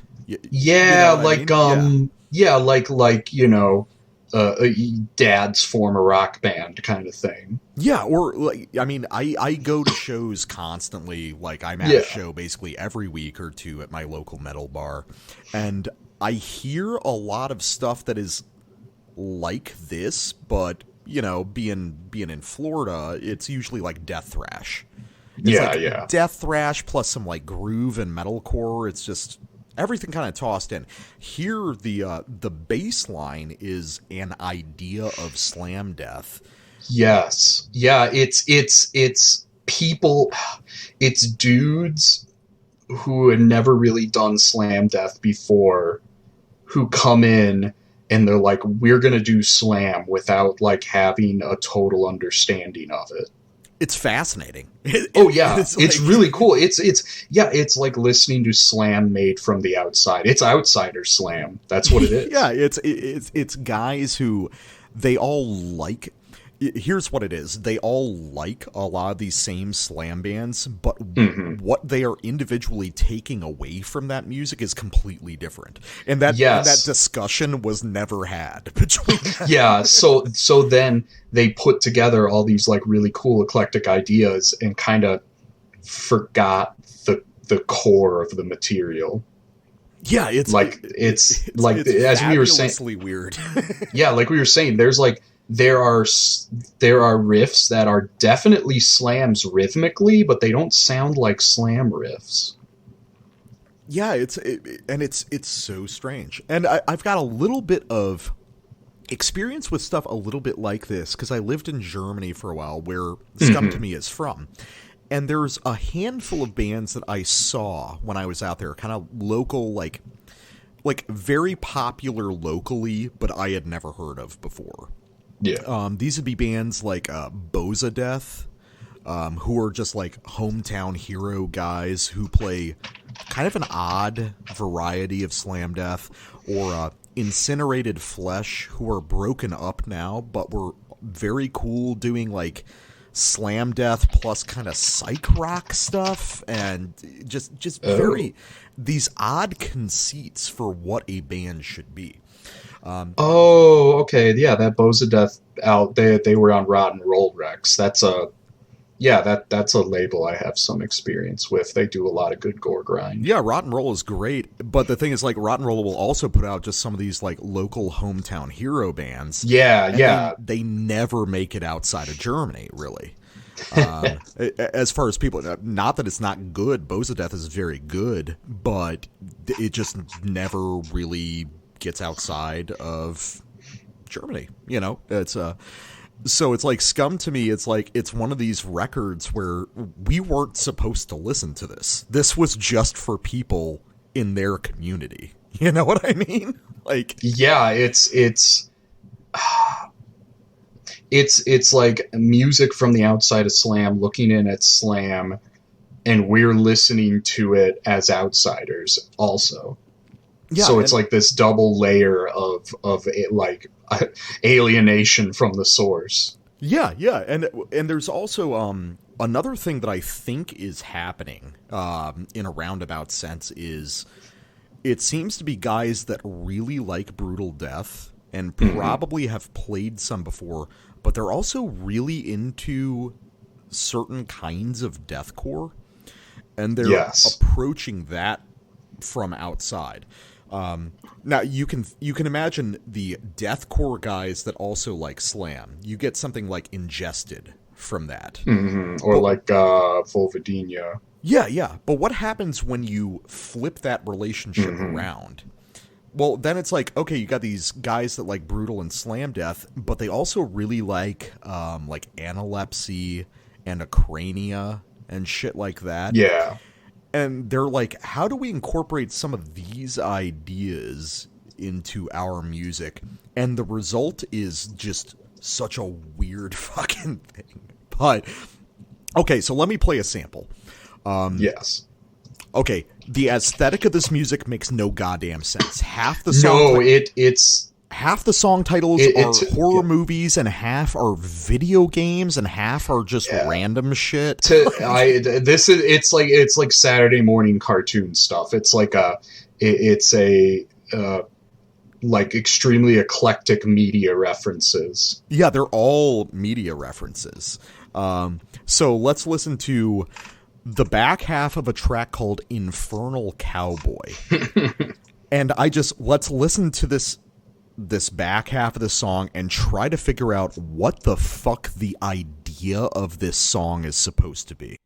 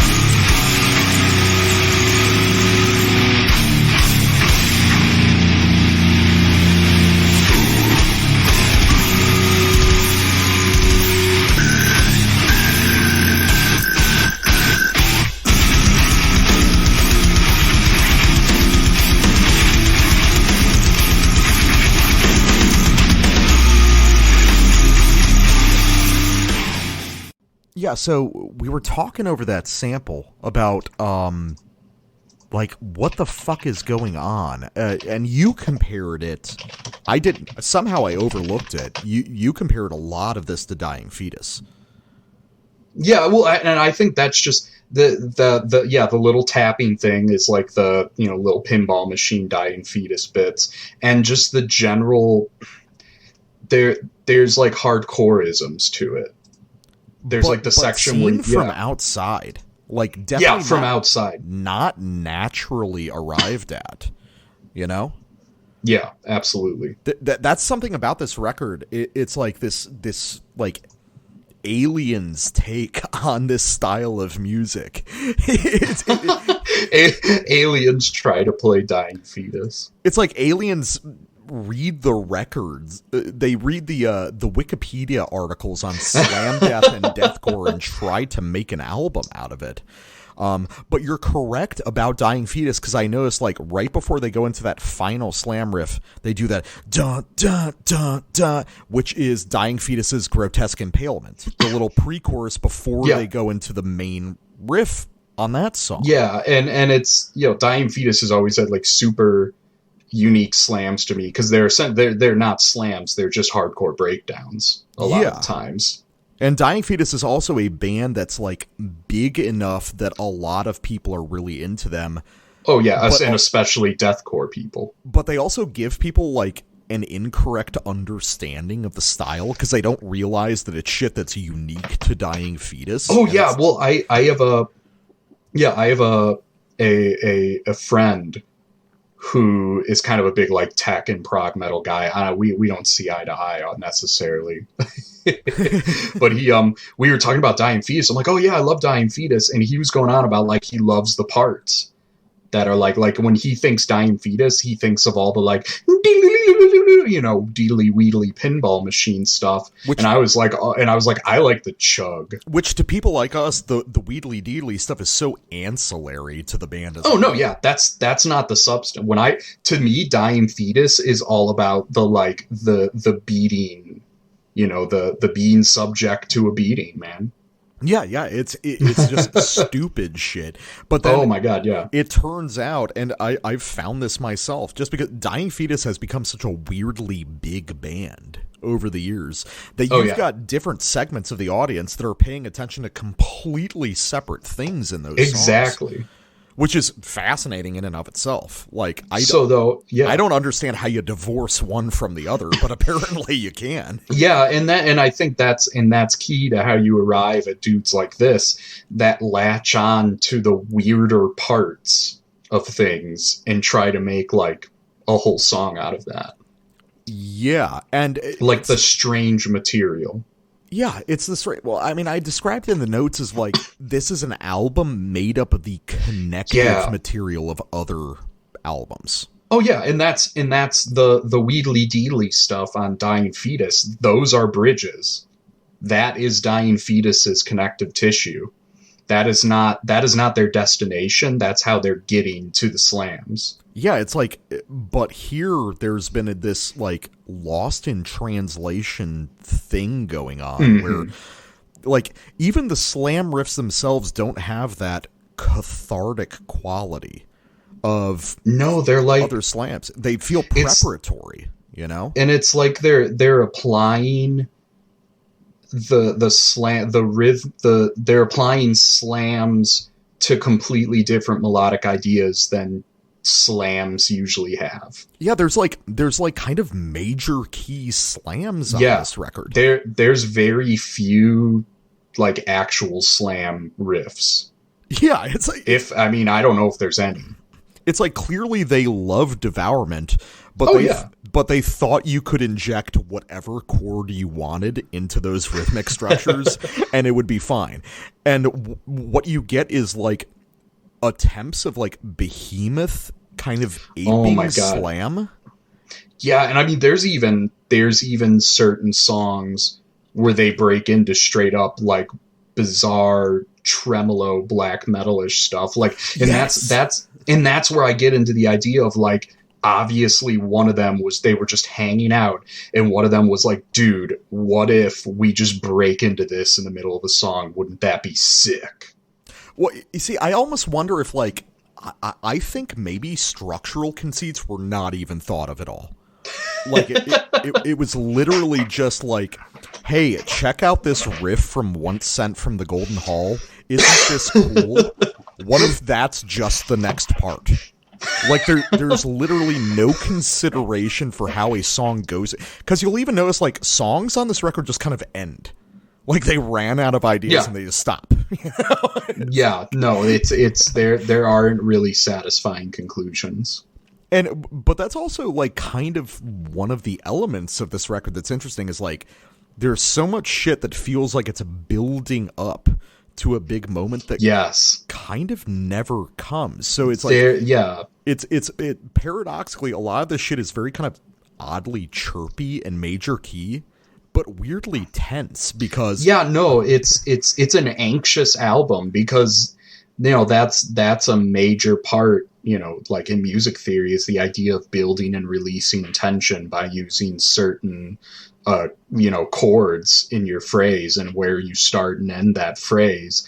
And even in the most intense music, you know, even in some of the most abstract slam, there's still a release when there's a buildup. These guys have they've escaped. These guys just the keep natural building human up. Idea of what a song is supposed to do. It's like that musical tone that makes the illusion that it's constantly rising and it like freaks people out. The shepherd's tone, shepherd's tone. It's like that. It's like they have the build-ups to the cool part, and then they keep having more build-ups. And the cool part, and it doesn't really stop. Happens. Yeah, and it's a bit nerve-wracking. Yeah, it's like I was like listening to this earlier today. And I was like, why do I feel stressed out listening to this? You know? Yeah, it's God.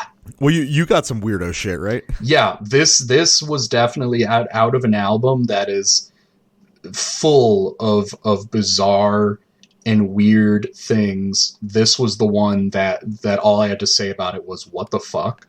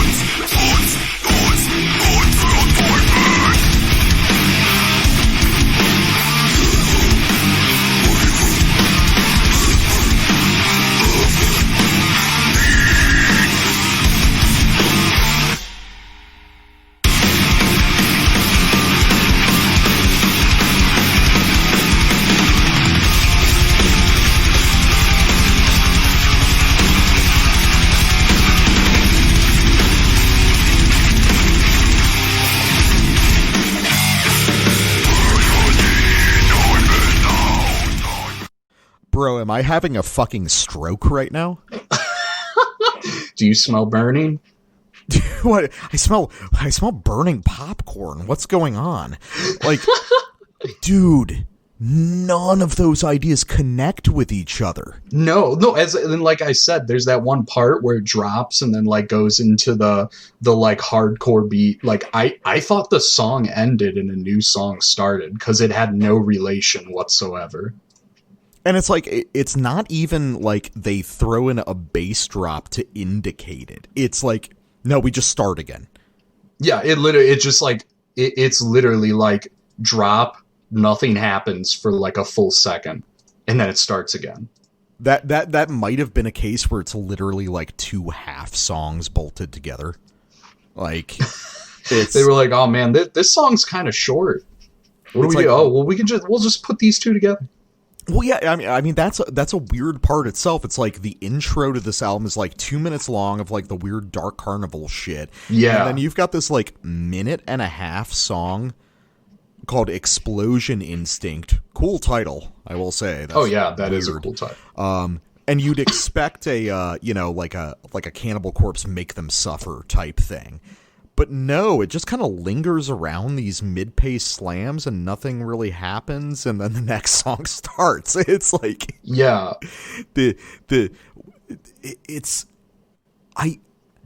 the logic, whatever internal logic is behind this music is so fucking warped. I don't even know.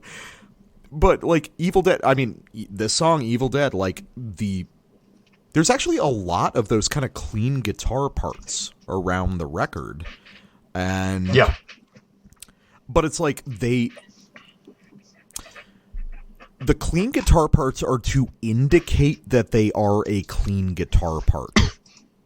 You know what I mean? Like there's no relationship between it to the surrounding music. It's like they're popping in with something. It's a musical non sequitur. It's completely out of context. Yeah, and it's like they get the idea of a clean guitar as like a weird intro or bridge, but that's all it is. Like they're once again they're building up to nothing. It's like the musical equivalent of like drag and dropping drum loops in GarageBand, but with whole parts of songs. You know, it's like what like they never, there's zero consideration about how a song is supposed to operate. And that's the thing, is like I find myself fascinated by this music. It's like every part individually kind of makes sense within itself, but then in aggregate it never comes to anything. It's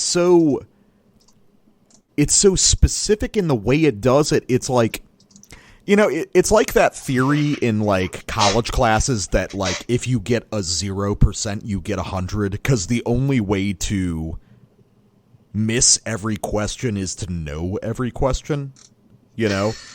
Yeah. The fact that nothing ever connects on this album indicates that they must have some sort of awareness. This is not random. Random would make more sense than this. Well, no, I feel like, well, even if it was more random, I feel like you'd end up with a more like middling, mediocre album instead of something extremely bizarre. So yeah, maybe, I mean, there has to be some degree of self-awareness. It's like if you had an AI putting shit together like that Intestinal Engorgement record, it would accidentally arrive at riffs that went together. Where there could be a conscious decision to link together ideas that really have no meaningful relationship. Could it be that this is a band of like 6 guys who had a bunch of half-finished riffs, and they like stuck everything together and made an album? Yeah, like they went into their like documents on their computer with all those tabs they wrote but they never used for anything, and then it was like, yeah, let's clean the slate. Let's make an album with all these ideas. Because like I'm looking, they have like a whole band website. And they have, under news, they have an article for when each member joined the band.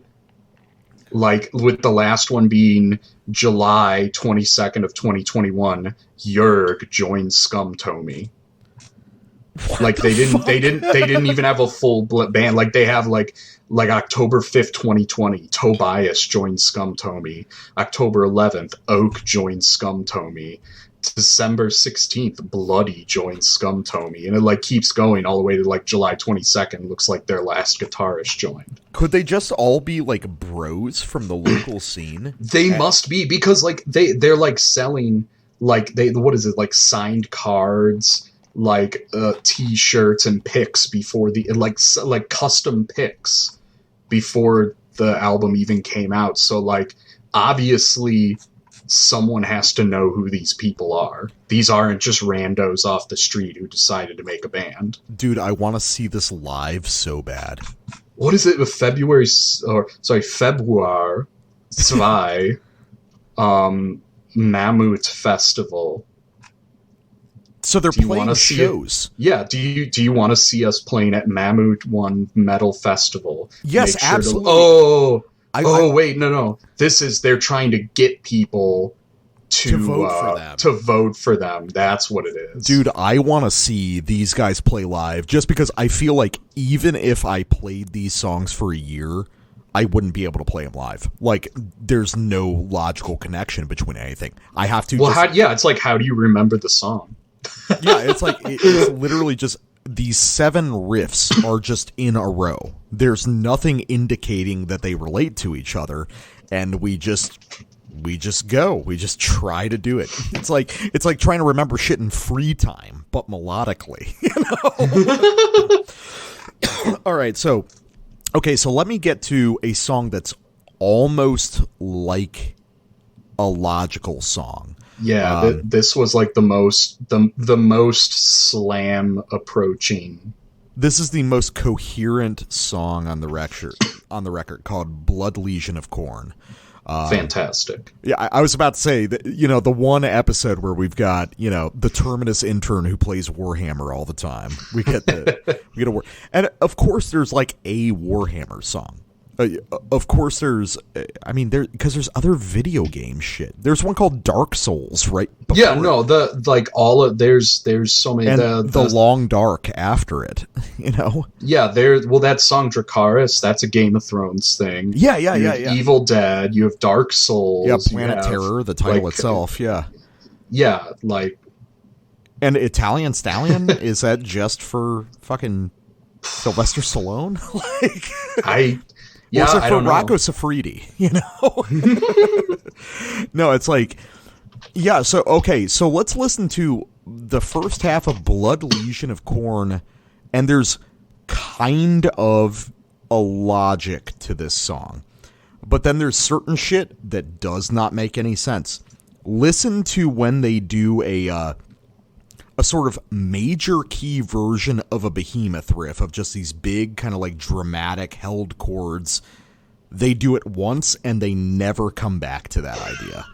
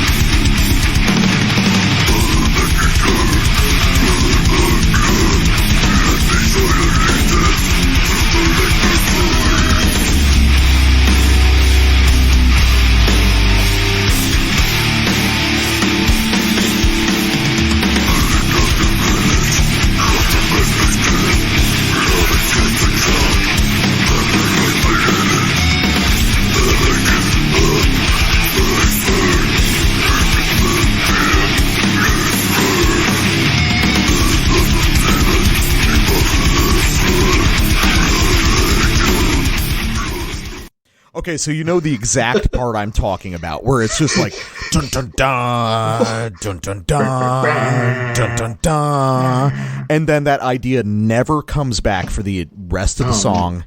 It's literally like an interrupt. Honestly, the riff before it and after it would have linked together fine, but they decided to interrupt it. It's like, yeah, it sticks out like a sore thumb. Like you immediately, like once the song is done, you're like, what was that? Was that the same song? Did I hear something like that? It comes out of nowhere. Yeah, what is it? If you remove, and that's the thing. It's like you remove some of the eccentricities from this music. And it's like that song in particular, if you just stuck those main riffs together, you'd get something kind of like an Infernal Revulsion song. It would make sense. It's like, you know, NYDM plus like Japanese slam. Okay, that makes sense. We can do a song like that. But then it's like they're deliberately injecting these weird interrupters and bridge ideas. Like, there has to be something deliberate going on here, right? Because if there's not, then I'm having a stroke right now. No, yeah, if their goal was to just like, well, we're going to make a cool slam, like we love slam, we're going to make a cool slam record, where did that come from? What does that have to do with anything that you want, that you're trying to do? Yeah, and it's also... and like you said, the fact that it just shows up the one time and then it's gone. It's never repeated. That's it's the just, thing. It's this little anomaly. These random interrupters show up. So, and it also kind of relates to the way... Another thing that's interesting about this is the wildly disparate kind of technical performance on display. Because, so obviously these guys can do this, you know, kind of elaborate dying fetus tapping stuff. They can do tech riffs, but it feels like the bulk of this record is based off of riffs that are deliberately stripped down. Like they're, it sounds like they had more complex ideas and they deliberately removed certain parts of it and I mean, to make it more primitive. To make it more primitive. I think maybe it comes back to them. They are trying to make music based on their personal idea of what slam is. So they're like, oh, well, we could try this riff. Oh no, that's too complicated. We need it to be dumber because it's slam. Yeah.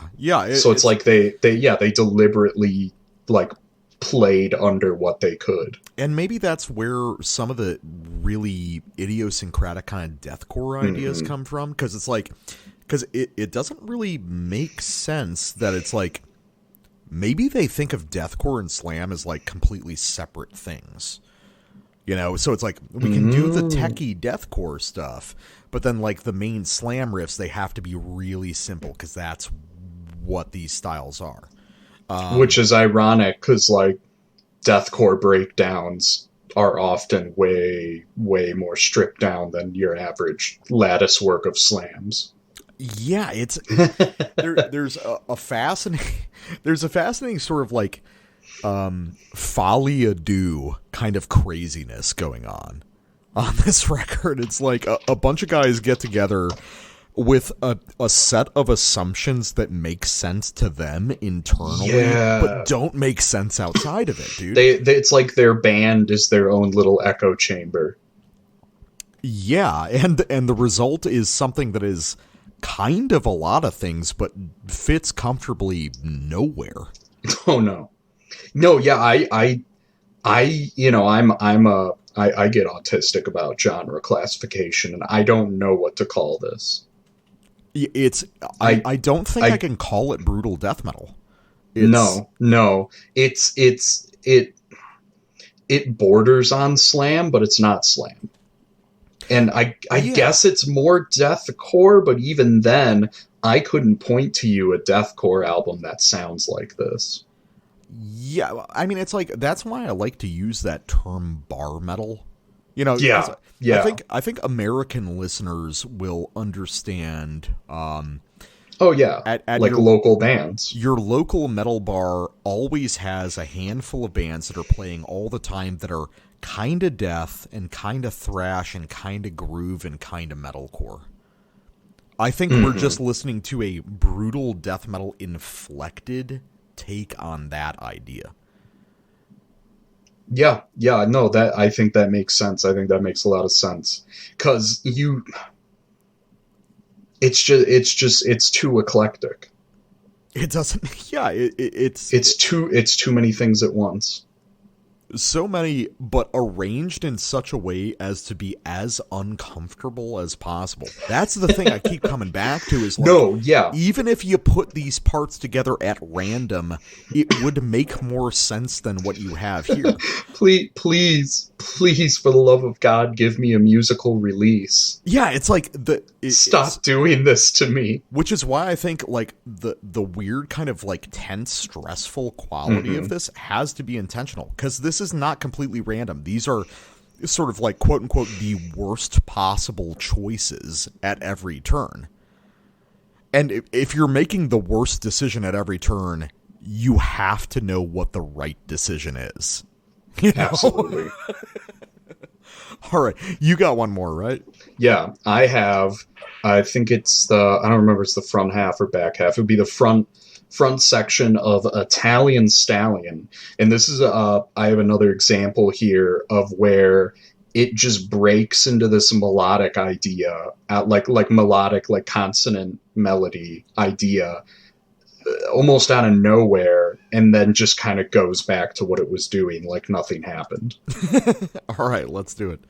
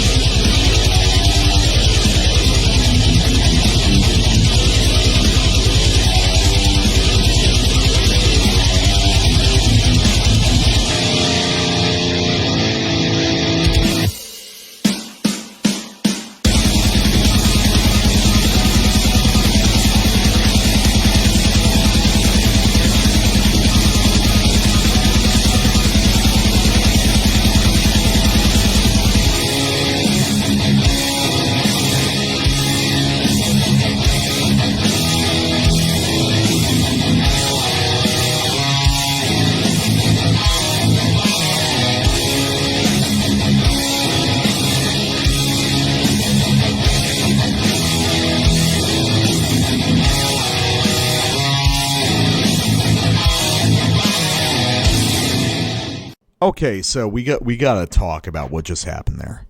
Yeah. What did they just do to us?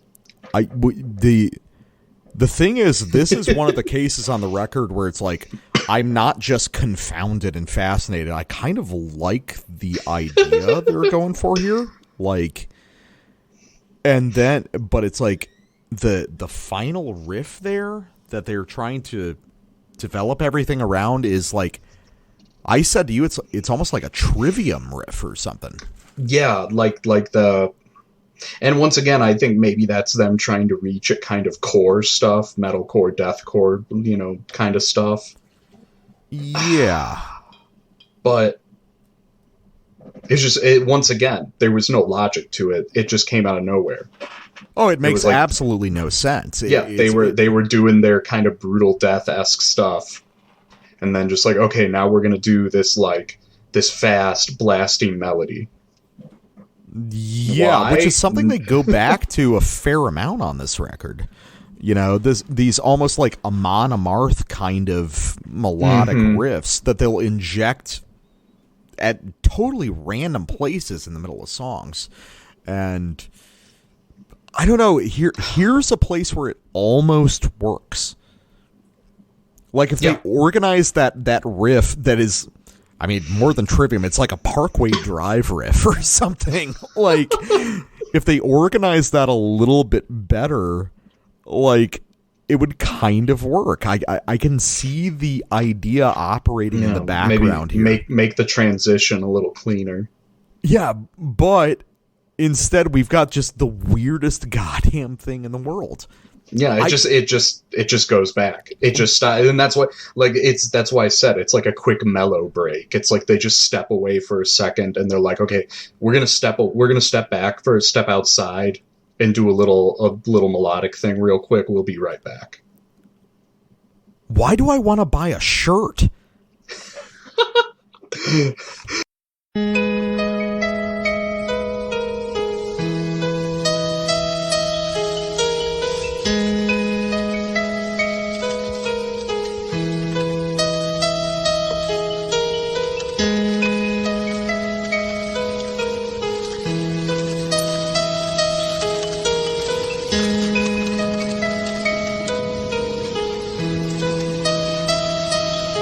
I got a notion to make a secret potion that kills. Went to the laboratory, started to mixing up chemicals for real. I heard a knock on the door. My brothers fell to the floor. It was the 5-0 trying to bum rush me in SOS. So we vamp to the hoopty ride. We vamp out the other side. The police try to creep bang. They try to get inside the fucking ride, man. But we don't bottom niggas, man. When it's time to creep into the dick line, man, it's time to shoot them tricks now hoes. I told you before, you cannot fuck with the SOS and the rated XO.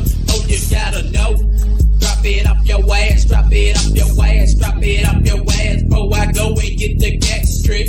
Now rat tat tat, that's what you're gonna hear. Laying on the ground, bitch, wishing you was not there, but you know you are. Now you're going 6 feet under where the devil himself dwells. Well, because I'm lay down, my son, close your eyes, rest your soul. Come with me to my world, cause your world is so cool. Demons in my soul, exorcist my thoughts, murders and my dreams. Now it's time for your nightmares and fantasies. Lay down, my son, close your eyes, rest your soul. Come with me to my world, cause your world is so cool. Tossing, turning, how can I get out this fucking nightmare? Now I'm back up in the laboratory and I'm ready to do this thing, ready to stain them motherfucking niggas with the pen of the motherfucking needle thing. Cause into a nigga's brains it goes, his eyes start to bulge. Now doctors, you know that this nigga is a dead nigga. Wait, he's got to boast. Let me calculate the second dose, cause the youngster cannot cope with this potent ass shit that I done made up in my lab. I'm doing this shit for the fun, some shit that I have never had. Cause I'm swiftly making my move, I got to get my creep on, sleep on for the 95. Yeah, the SOS got it going on. Cause for this fucking killing spree, a niggas gotta do it quickly. See, Memphis, Tennessee, the home of geology. Run, nigga, but it's kinda high cause the SOS got the bust alert. With a snap of the finger, I be running through a nigga's vein just like a locomotive. G cause that top speed, I be causing static like a reaper addict with no love. I could give a shit what this potion does. Lay down, my son, close your eyes, rest your soul. Come with me to my world, cause your world is so cool. Demons in my soul, exorcist my thoughts, murders and my dreams. Now it's time for your nightmares and fantasies. Lay down, my son, close your eyes, rest your soul. Come with me to my world, cause your world is so cool. Tossing, turning, how can I get out this fucking nightmare? Now I'm waking up in the cold sweat, shaking in my river on my flow. Starts to rattle, man, I'm fixing up in my own home. There this here for the nightmares, then I had last night. Put this beat, now this could not be beyond the sea. Pepping up after those 5-0s everywhere. They blow my gas to the ground in the rain shower. All up on shit's my mind starts to wondering, starts my mind to think, until it started to blink. Try not to open my eyes until I heard the eerie voices of the devil himself. He started to talk much stuff. He said he'll give me another chance if I could prove to be a worthier man. And if not, I could go with the other man. I said, hell yeah, I'm about my killing. We're killing young cats.